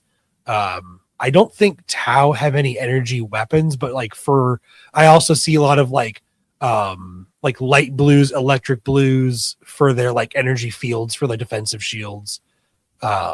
Maybe for like Farsight sword, maybe Chaos Space Marines. If I do like a Chaos power weapon, maybe go with like a purples. Really, not like a red? I guess maybe. I guess if I was gonna do purple, maybe purple would be more like Eldar, Dark Eldar weapons, and like red for demon ones. That's kind of me. Like to answer the first, as far as like the color question, it would just really depend on what I'm feeling for the model I'm using. I do have one Chaos Terminator with a power maul that I did give red lightning to. Cool. And then most Astartes I do. Yeah, Gerald, you do that cool like you said the lightning effect where you take like that little piece of wire and then yeah. And then you do like that was the answer to. Yeah, and that was the answer to your other question, Mark. Is I think I prefer the lightning effect because then that gives me the chance to use like the floral wire, paint it white or whatnot, and then do my my OSL on it. So I got a few models that I've done that to. I want to try that wire trick. That's really, really cool. Yeah, that does sound good. Yeah. It almost only works for like those heavy weapons like the mauls or the hammers or like coming off a sword almost might be a little overkill. Unless you had like maybe a great massive, sword. Like, yeah, exactly. But let's see. Like cool, I did one for Lehman Russ. It was like electricity arc in between his axe and his sword. So I think that worked. The Chaos Terminator's power maul, that worked out pretty well. My 30K Corvus Corax actually had a power whip, so I was able to do arcs of electricity coming from it, also to help stabilize his model too, because it didn't come with a stand. Oh no, It didn't. Nope. Yeah, It was. It's a legally distinct third party, Mr. Raven model. So, by the way, the Tau have fusion blades. They're blue, but I don't know if they're like actual power weapons. They look like it, but they probably are in function. Yeah, fusion blades are actually fusion blasters that are like hyper toned in, or the fusion blasters that are dialed into a shorter range, so they don't shoot as far. But then it's like they're able to maintain the fusion blade of it. Is how they're described. So they take so like they just an like keep the constant fire. Yeah, exactly. And instead of letting it shoot out far, it just compresses it. That I actually kind of like that, because it makes sense that even close range, the Tau still have to shoot things. Yes, they still have to shoot. Exactly, love it. Yeah, they don't like melee. Even up close, if you want to melee them, they got to be shooting you the whole time. Yeah. And then, let's get a little back on track. The next is the special melee weapons. Specialized melee weapons within the Adeptus Astartes are not issued freely, but earned through rank, duty, or mastery of a particular art of war. Arms such as the Crucius Arcanum are not merely weapons, but symbols of authority. Their crackling blows carrying both physical destruction and doctrinal command. Others demand rigorous training and exacting discipline, as seen in the assault drills that warriors in the Centurion warsuits wield. These tools are entrusted only to those proven worthy, for they require more than strength to employ. They demand control, faith, and absolute obedience to purpose. In battle, such weapons mark their bearers as leaders, exemplars, or living weapons honed beyond the common standard. And that's what chaplains use, right? The Crucius? Yeah. Yes. I heard, I've not read a Warhammer book yet, as a warning, but I live and breathe the YouTube side of it. And there was a story that I think is Astartes Anonymous, or one of those really good short YouTube channels made, where they had a female guardsman pick it up after the chaplain was grabbed by this carnifex, and she swung it and hit him and broke every bone in her body on impact. Oh, just like the backlash from the power field? Yeah, because she cranked it to the max and swung it. Honorable way to go. There you go. She lived. She was just broken.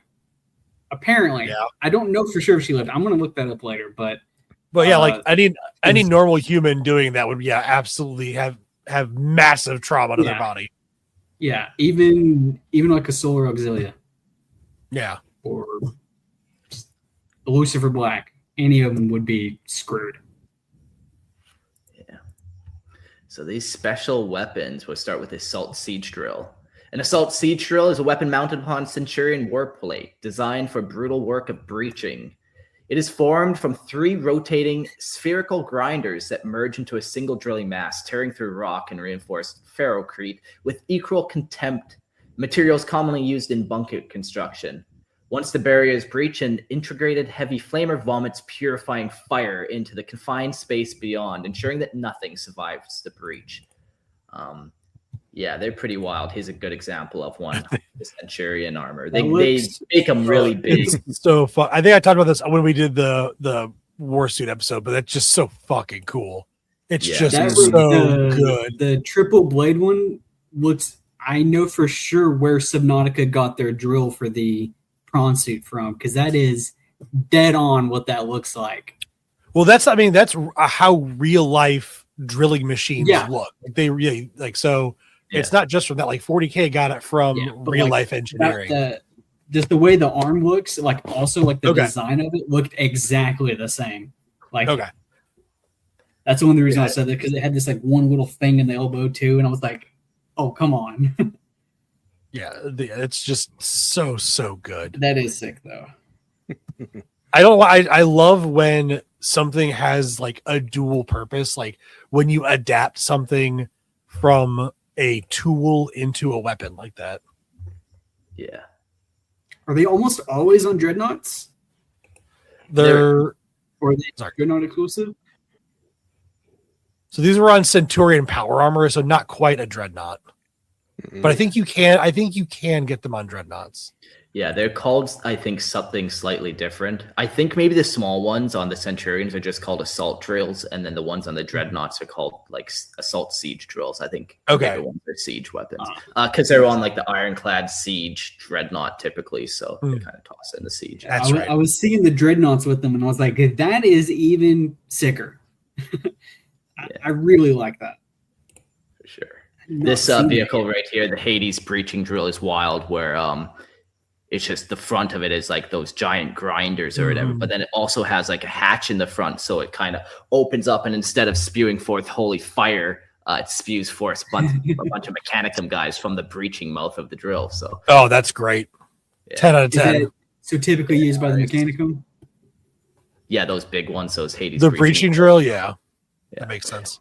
Awesome. Yeah, but there are other ones like this Terrax drill, I believe guardsmen use. Or did the Space Marines use this one? Well, it's got black and white or black and yellow on it. It might be an Iron Warriors thing. No, sorry. The Terrax drill is used by the Mechanicum, and then the Hades is used by the particularly the Death Corps of Krieg, but any Imperial Guard could use it. Okay. Yeah. Pretty cool. Nice.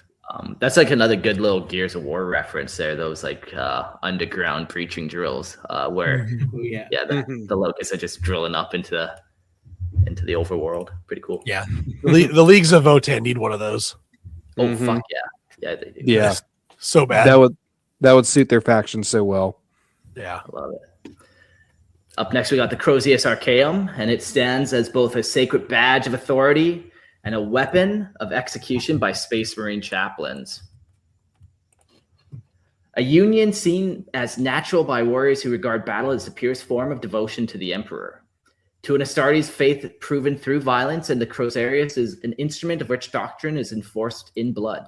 In form, the Crozarius is staff or mace of moderate length, crowned with an imperial aquila or the winged skull known as the imperialis, symbols of obedience and judgment.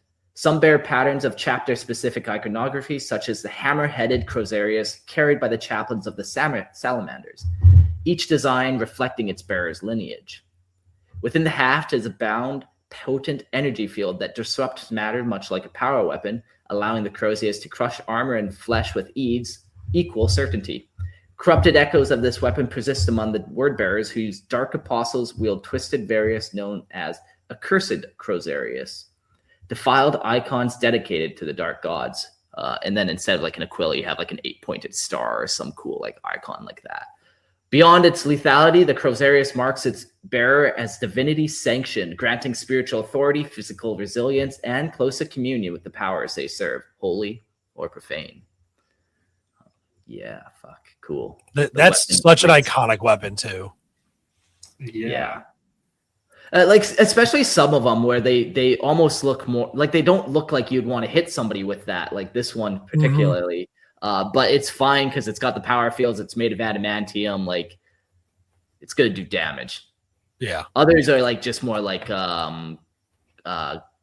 very extravagant maces, you know.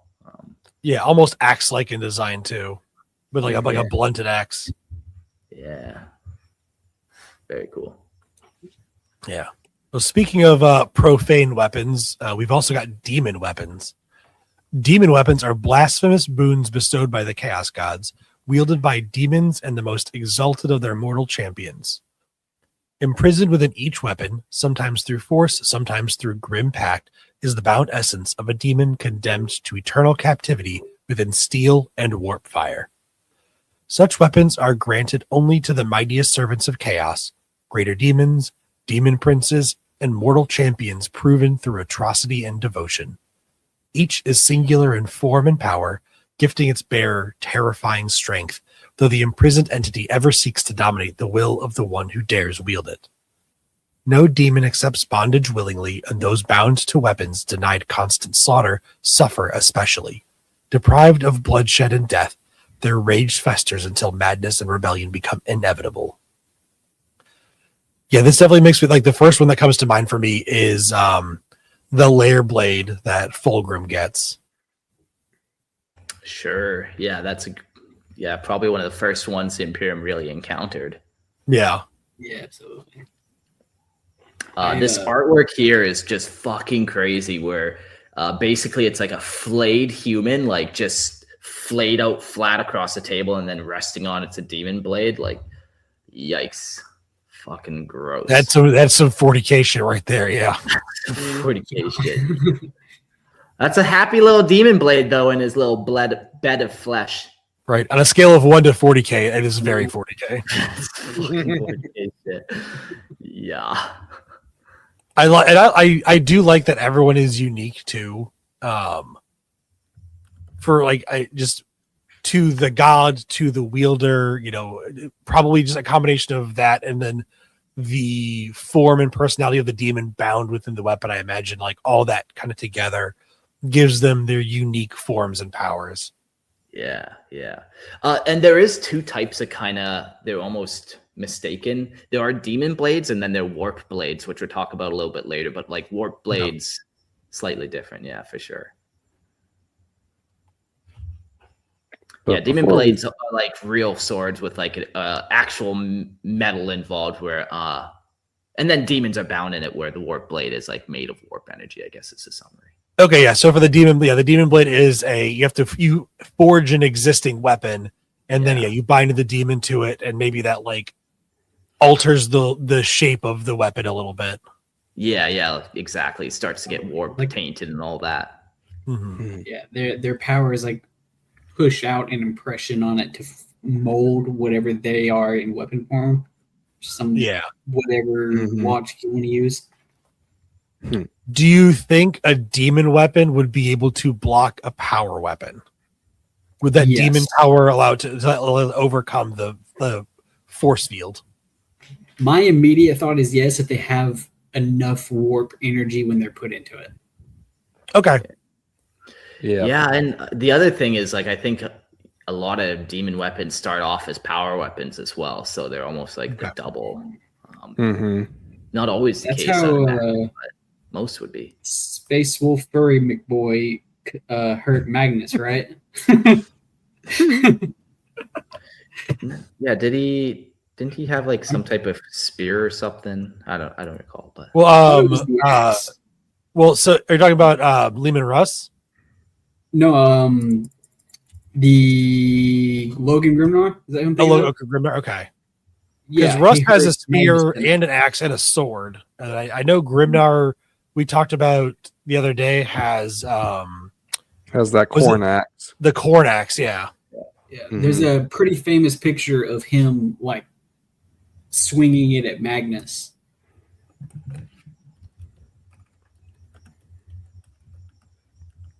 Well, let's see. Okay, I don't know. Yeah.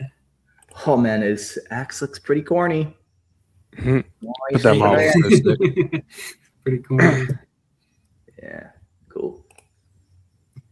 High fructose corn syrup axe.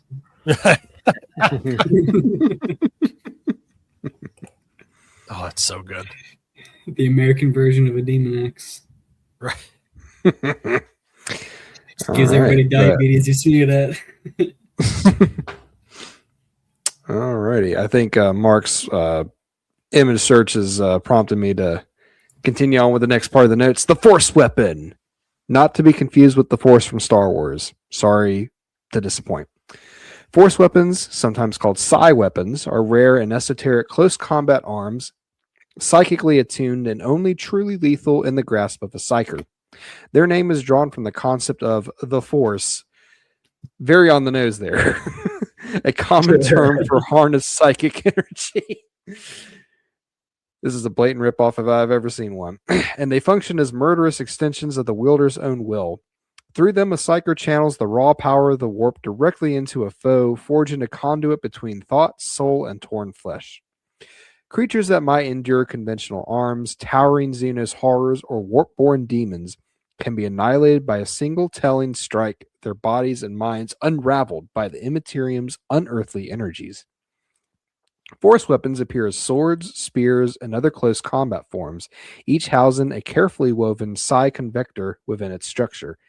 This serpentine core focuses and directs psychic power, sometimes revealing itself as arcane patterns along the blade. In the hands of a non-psyker, however, such a weapon is reduced to little more than a mundane tool, as true lethality dormant and silent.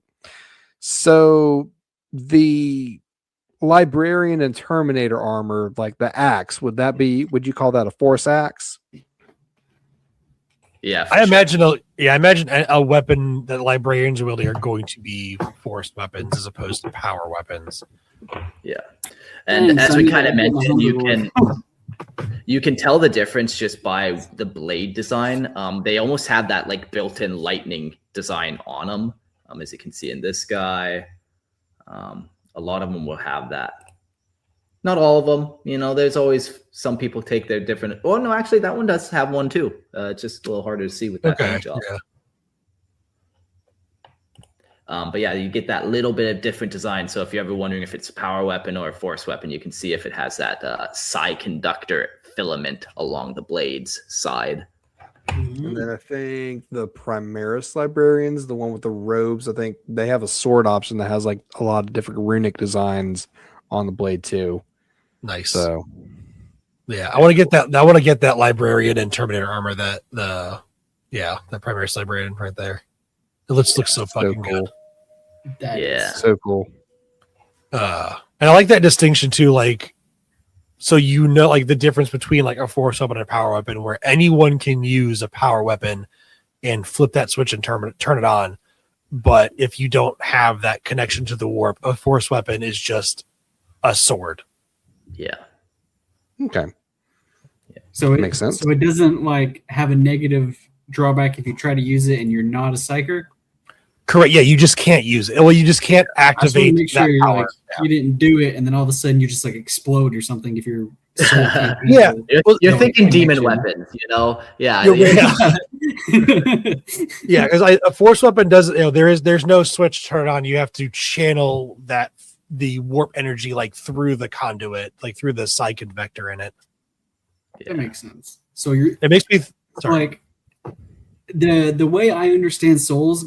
I talked to Mark about this when I did the listener lore. Was like souls are basically like straws, and however big your straw is how much warp connection goes through it. So like average humans are like the coffee straws, and the Emperor, when he was fighting Horus and getting a bunch of warp power in right before he dropped all that to not become the Dark King or whatever, he was like one of those like on a dam that has like the output where they drain it. It's just like one of those. Compared to and so maybe like a librarian is, or like maybe like milkshake straw. Yeah, I'd say like a human psyker, or like a human is like you said, a coffee stirrer straw, or maybe like the coffee stirrer straw is like a Tau, because they do have a soul, but it is very, very tiny. And then maybe like a normal straw is a human. A milkshake straw is a psyker. A boba straw is a librarian. I don't know. That's another discussion for another day. Yeah, that makes sense. I was just trying to understand a little bit. I was like, that it's interesting to see that you actually have to have the power to actually power them. You don't just have anything. Yeah, it's very similar to like some kin technology for like Leagues of Votann, because they do have the same root in humanity, where there's technology that only the psychoactive clones for the leagues can activate that technology, because they have to channel that like little bit of warp power in there to make it do the thing. That makes a lot of sense. Come on, do the thing. There's so many things I've got to set to the side to look up after this.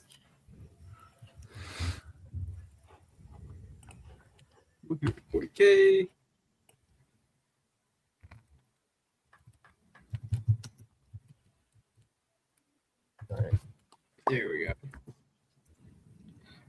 Am I at my time?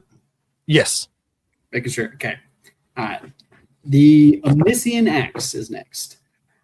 A sacred symbol of the cult Mechanicus, the Omniscient Axe or Omniscient Glaive is bestowed only upon adepts who have proven their faith through battle or demonstrated absolute devotion to the machine god. These formidable weapons stand peerless among power arms and are granted solely to the Tech Marines by those in authority. Their sawtooth edged are etched with holy equations forged from the finest materials using closely guarded rites of tempering and field generation. The faithful, the bearer of an omniscient glaive is a chosen vessel, a living manifestation of the machine god's wrath made war. In form, they are crowned with the skull and cog sigil of the Adeptus Mechanicus, their axe heads sometimes edged like blades. Though their shapes may vary, all are shrouded in a power field, rendering them vastly more lethal in any weapon mistaken for a ceremonial staff. And of the Mechanicus weapons and like the Tech Marine stuff, this is probably my favorite because of how unique to Warhammer it feels. Like, I don't know of much else, like how is this their primary like mechanics tool? First of all, like it is so unique with like the cog, it fixes like got some spare stuff lying around and put it together and then it just stuck. I do like this weapon a lot because it is very iconic. I don't know if I feel that it's super unique to 40K. At least, like I feel like I've seen stuff like this in not sci-fi, but more like post-apocalyptic junk weapons. Which is, I love that the Mechanicus gives that same vibe of they put these parts together to make a weapon. I didn't realize though that they were all power weapons. That's really cool. They're all. I guess you don't often see them. I thought that's what it said. Though their shapes may vary, all are shrouded in a power field. Yeah, in the notes. Yeah, I read it myself and I didn't even realize that. Yeah, you really don't see them painted that way often. No, I think that's definitely part of it. That's an interesting thing to learn because I had no idea. But this I guess one it does make a little bit of sense. I like the wrench on that one. Yeah. Again, people should pay the money to come watch the live stream or watch the videos after the fact. But absolutely, because you will not understand the specifics of a lot of like shapes and designs unless you look it up yourself or actually join the live stream and look it up or seeing it so you can see what we're looking at. It's only $250 a month. That Tech Marine's sick. Yeah, and I wonder if the Tech Marines have their own variant of the Omniscient Axe as opposed to like Admech Magos or something. Yeah. I'd like to say probably since they're so big, but granted, I'm sure there's plenty of Tech Marines and stuff that are bigger than Astartes just through pure extra added mechanical crap onto them. Mm-hmm.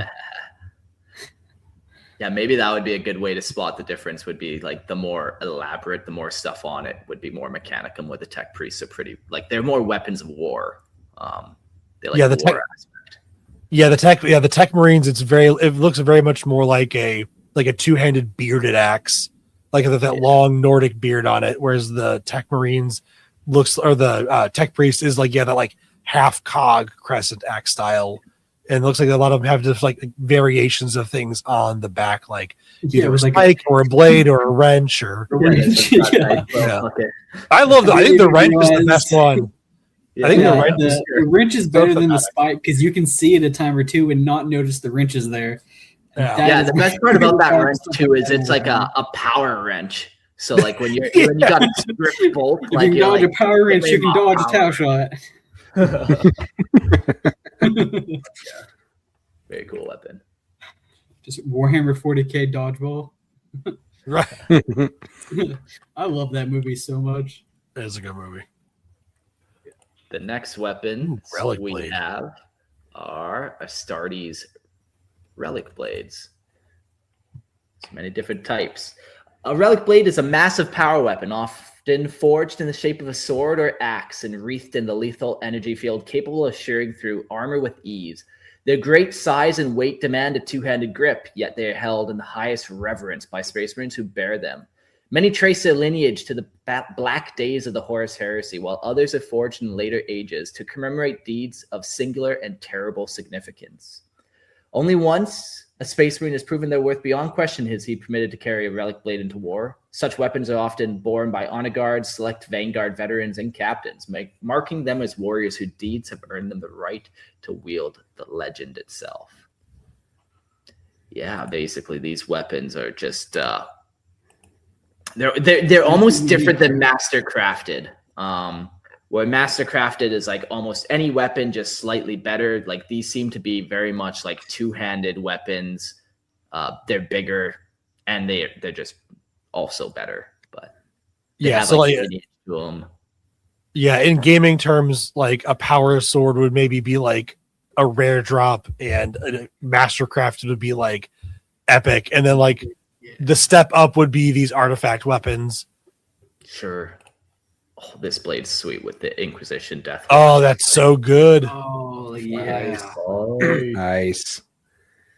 Yeah, that's the best part about fucking power weapons in 40K is like their hilts are always like Imperial Eagles or the Aquillas or just whatever kind of cool, like Black Templar or crosses for the hilt, all those kind of cool things. They really go elaborate with it. Yeah, didn't you guys do an episode on power swords, like specifically like patterns of power swords or something? Oh man, maybe. I don't think specifically just power weapons, but you know, it's such a common thing, and whether we're talking about like howling banshees and their power weapons, there's so many different fucking. Yeah, I feel like I remember there being an episode on like specifically like the design elements of the weapons that you guys did. People should go back in the backlog and listen and see if they can find it, because it was a good episode. Good luck. Start at the beginning. Let us know when you found it. Right. It's like the crackling would be awesome. Cruiser. Yeah, just it look, one of the pictures on there reminded me, because there's like the single edge that had the wings on it, and then the double wings like on the glaive double-sided powers, the classic power sword. Yeah. Oh, it's so good. But if smashing things is your style, there's the classic and iconic Thunder Hammer. These Thunder Hammers are weapons of venerable origin built around a power field akin to that of power swords and fists, but most commonly borne by Space Marines, Demon Hunters, and other warriors granted access to such sacred arms. Terminator assault squads are particularly renowned for their use. Power hammers, originally designed as heavy mining tools across the Imperium, share similar principles and can be turned to war with comparable effect. Again, for me, there's that taking a tool and turning it into just a weapon of absolute annihilation. Unlike other power weapons that maintain a constant field, the Thunder Hammer stores its energy until the moment of impact, releasing it in a single catastrophic discharge. When it strikes, the weapon detonates with a thunderous crack, obliterating armor and leaving behind a scorched breach wreathed in fading blue arcs. Thunder hammers are often paired with storm shields, granting their bearers a balance of overwhelming lethality and near impenetrable defense in close combat. In earlier eras, some patterns were capable of releasing all their stored power in one apocalyptic strike, destroying the hammer and its wielder along with everything nearby. Such extremes are no longer sanctioned, either purged from modern designs or abandoned as tactically unsound. Yeah, that's banana. That's wild. Just you're surrounded by heretics, demons, chaos Astartes, whatever, and you just slam your hammer on the ground and a nuke goes off, vaporizing your weapon, everybody around you. Yeah. I feel like Space Marine 2 did a really good version of the Thunder Hammer and showing its impact when you slam down with an assault. Oh, yeah. They do a really good version of that, I feel like. Yeah, like this weapon, there's no way that mortals can use it. Like, you know, we talked about the Crozarius having that backlash. Like, this one will just fucking explode you for sure. You got to have protection for it. Like, the recoil on it, like, it just, yeah. Yeah. And within the Thunder Hammers, we have the Heavy Thunder Hammer. Heavy Thunder Hammers are an oversized variant of the standard Thunder Hammer, built on a far more brutal scale. These weapons bear twin striking heads, each wrapped in an intensified disruptor field. In battle, a Heavy Thunder Hammer delivers apocalyptic force capable of shattering the torso of a Carnifex with a single committed blow. Well, look at the size of this fucking thing. It's like Jesus fuck. Jeez. Like Because a thunder hammer already looks like it should be a two-handed hammer, and this heavy thunder hammer, it's an anime weapon. Like, Yeah. it's a fucking a regular thunder hammer. A regular thunder hammer pancakes your head. This leaves no body. Yeah, just like, making craters, man, in the ground. it's so good. Reminds me of the giant crusher from Elden Ring. Oh yes, Yeah, love just that. a giant head. I've got way In too my much money. in my homebrew Space Marine chapter, the one with Lorehammer as the as its Space Marines, I specifically wrote up a section where freaking Dylan's wielding a Thunderhammer, but he's jumping out of a Thunderhawk down to like a orc kill a can or crush it, and he just pancakes the whole thing. Yikes, And just leaves a it's small so good. crater like a nuke, and then the rest of the passages he's just coming out swinging against the orcs. So, does a Thunderhammer directly amplify force that is applied to the swing? Because if it does, why don't they just drop an Astartes off to like be like, all right, you're specifically going to die for this, but it's okay. We're going to drop you from orbit with a heavy Thunderhammer, and you're just going to straight down the whole way. Just drop the hammer. You don't need to waste an Astartes. Just drop the hammer. Well, It's like you gotta have them swing at the boss rod, right? It'd be Like, amazing. animate it. That's how you should use. Fire thunderhammers at people. Right, that's how you should use the one where it can just nuke itself. Is just drop it from a fucking Thunderhawk or whatever. Just like take the trigger together and throw it. Right. I'll say I don't think, like, reading this, I feel like it's not the strength of your swing. Like, I feel like you have to hit with enough force to activate the power field. It's not a direct implication. But it's not like it's not a direct like force multiplier. Like, I don't know if it's where it absorbs like kinetic force as you swing it and it just stores that up, or just the longer the power field is activated, it just slowly builds up like a charge. And then the longer you go in between strikes, maybe the more powerful it will be. I don't know. It is a little vague. I don't know if there might be more written on it, but it does sound like, it does have to build up the charge in some way. Yeah, and then there's probably like a max charge. Like, you can charge for 5 seconds to get the max charge, but like even if you have a charge between swing, like it has to be able to swing constantly and still be able to be effective. So you know, maybe that half-second charge is enough as well to be functional. But then you wait, and then you get the really big. Yeah, that makes sense. But like even like, you know, they would have built-in limitations of what the Thunderhammer itself could withstand. You know, if it charges too long, it just explodes the weapon. It's a pretty shitty weapon, really. Yeah, you don't want to leave yourself defenseless. Yeah. But yeah, cool weapon. Thunderhammers, man. Yeah, great weapon. I feel like if Dorn or Vulcan didn't use their specific weapons they used, a heavy Thunderhammer would work really well for them. Yeah, because I always pictured with like, I know Dorn uses his chainsword, but when I was doing any form of research on him, I never in my mind pictured one. For like the first little bit of me getting into Warhammer, I pictured him using either a sword or a hammer. Yeah, I think is that, like, you know, construction aspect of he builds the defenses. You think of like that construction equipment of having a hammer. It makes a lot of sense. Yeah, his chainsword always was weird that's what he had. Like, yeah, it not felt the best like weapon it in didn't 40K. belong. Yeah, it just seems, and it's not like he's like a Night Lord's Conrad Curse guy where he's like, I love flaying people. Like, yeah, but whatever. I'm not going to argue with Rogal Dorn about his chosen weapon. You know, I'm smarter than that. Got me either. I'm sorry. I mean, to be fair, the model of him that I have also he has his chainsword, but he also has like a power fist as well. So yeah, that makes sense. He has to have that. Oh, absolutely. But I think too, like Ferrus Manus and Vulcan being the forge masters of the Primarchs, kind of have the whole hammer thing going for them. So. I forgot about Ferrus actually. Yeah. Yep.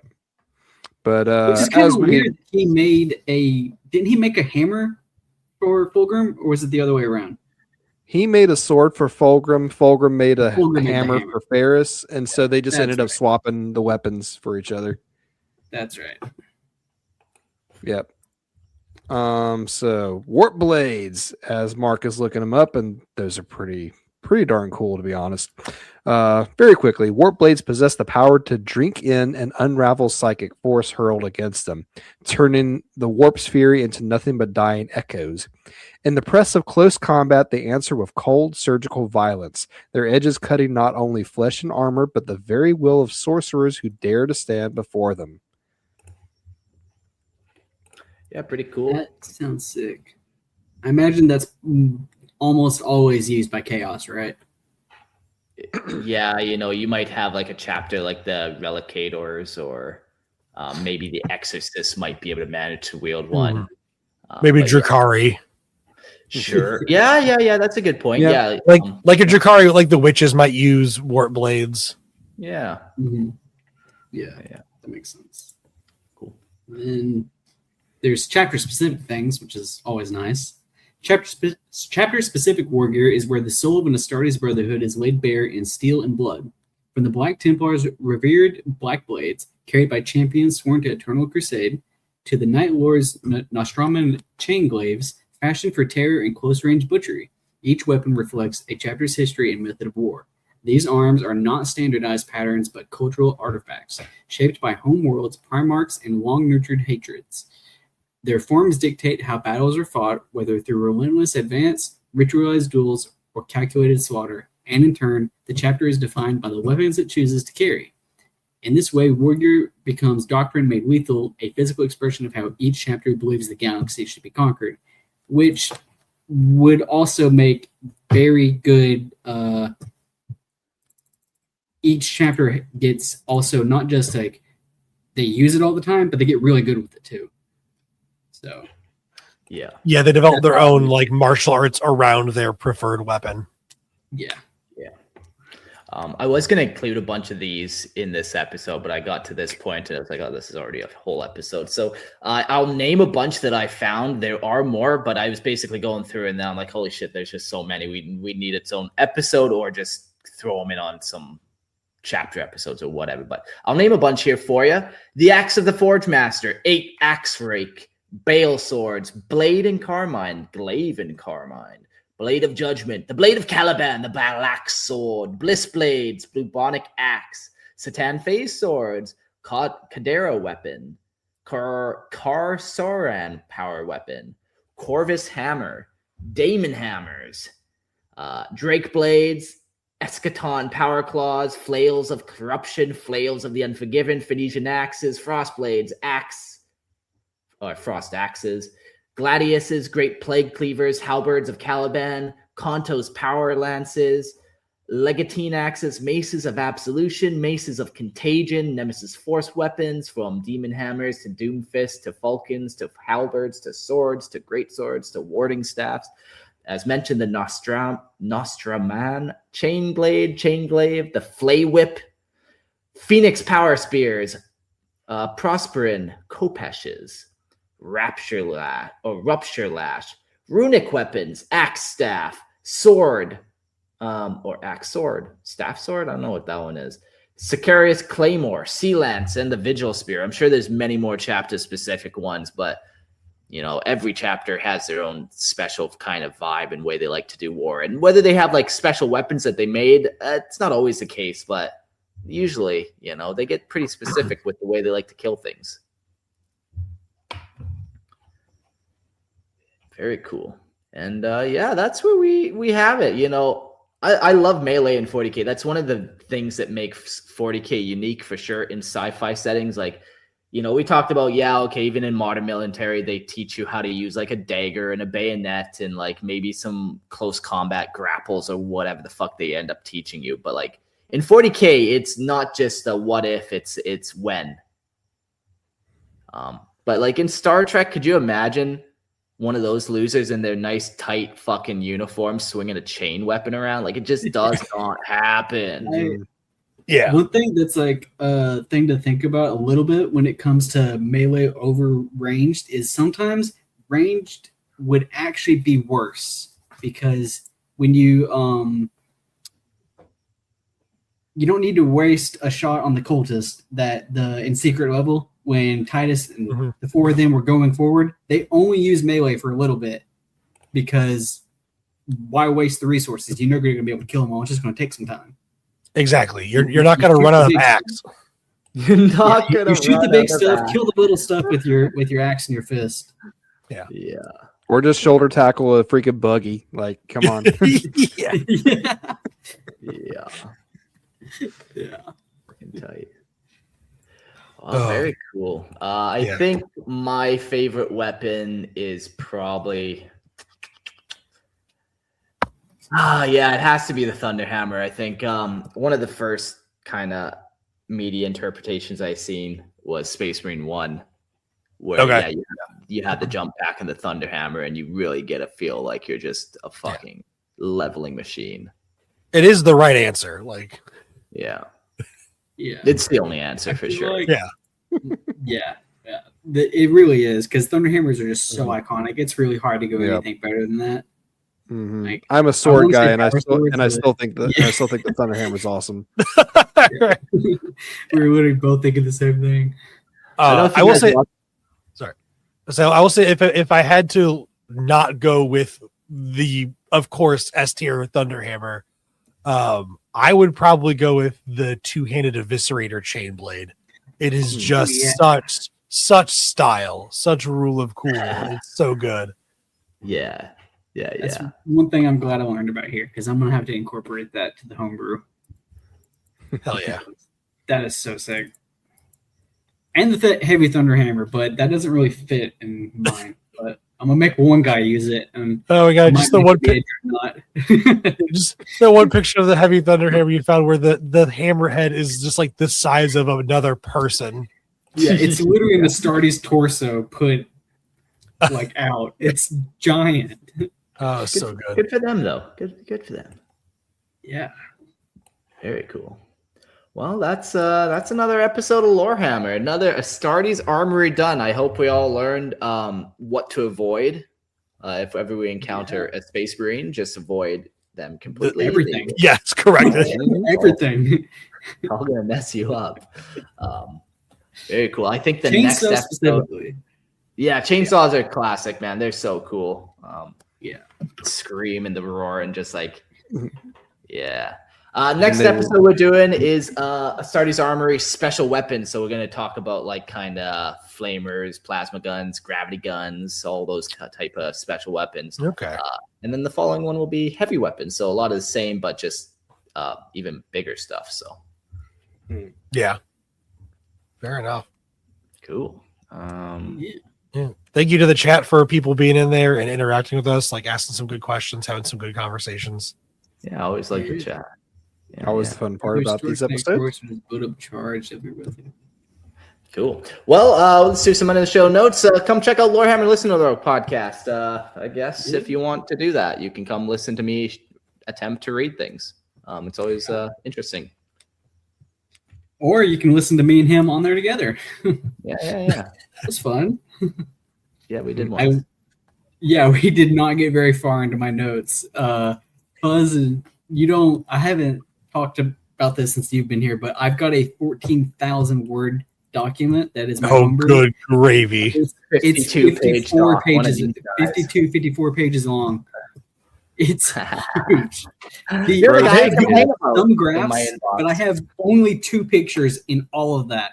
And it's a picture of the map and a zoomed in picture of specifically where my world is. And that's the only pictures. Everything else is words and like tables. Man, good for you. That's awesome. Like, I autismed out hard, man. It took like 3 months to finish it. Yeah, I need to work on some of my homebrew stuff and resubmit it to Mark. Like, I've got some homebrew Leagues of Votann stuff, and I might revisit my homebrew Tau short story. Yeah, I got so many homebrew factions. I got so many homebrew factions I want to try and get through, and it's all interconnected. But it's just like having the time to just do all of that is hard.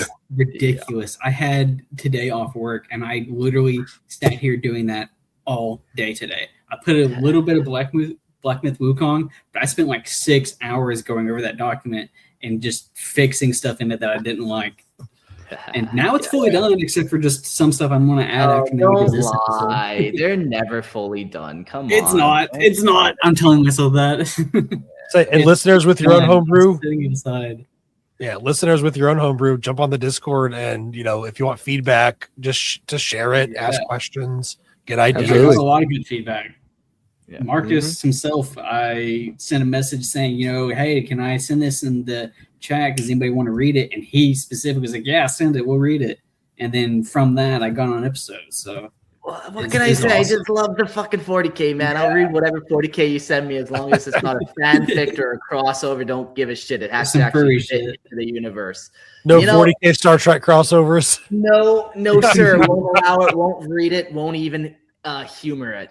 But even if the Imperium's annihilating the Federation, come on.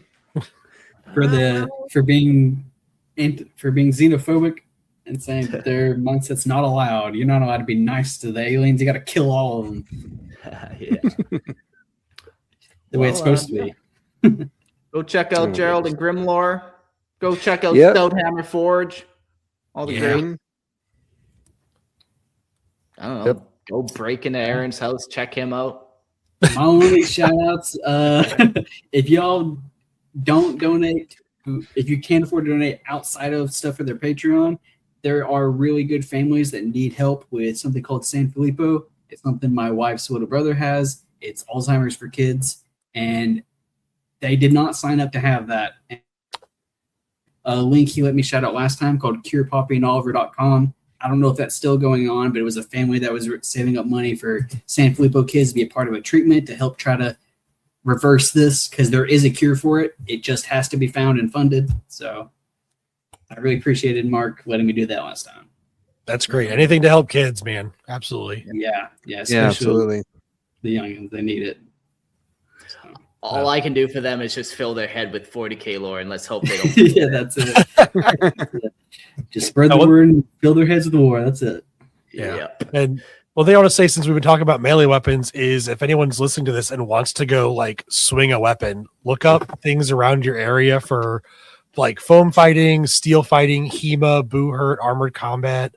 If you want to pick up a sword and hit somebody, pick up a shield and hit somebody. It's very satisfying, and I highly recommend it. Yeah, and more. This is my Enmo real quick. Oh, nice! It looks so good. It actually is sharp. It's a mini katana one. I got it for Christmas like 2 years ago. You know your wife. I put my thumb open it with it once. Yeah, I know. I gotta step it up. I just got a Bowie knife and two lightsabers. So, ooh, nice. I'll allow it. I do want a good lightsaber. Yeah. We'll see you guys all on the next episode. You guys can bring whatever, like this episode, you can all show me like your melee weapon. So I'm excited to see what kind of special ranged weapons you guys are going to show me on the next episode. Hopefully somebody comes in with a flamer. I'll go to my grandpa's. He's got a whole safe full of stuff. I'll see if I can find a video. My buddies built a flamethrower to use for like a dragon in our LARP stuff. Fucking tight. That's sick. Cool. Well, we'll see you guys all in the next one. Adios. Good night.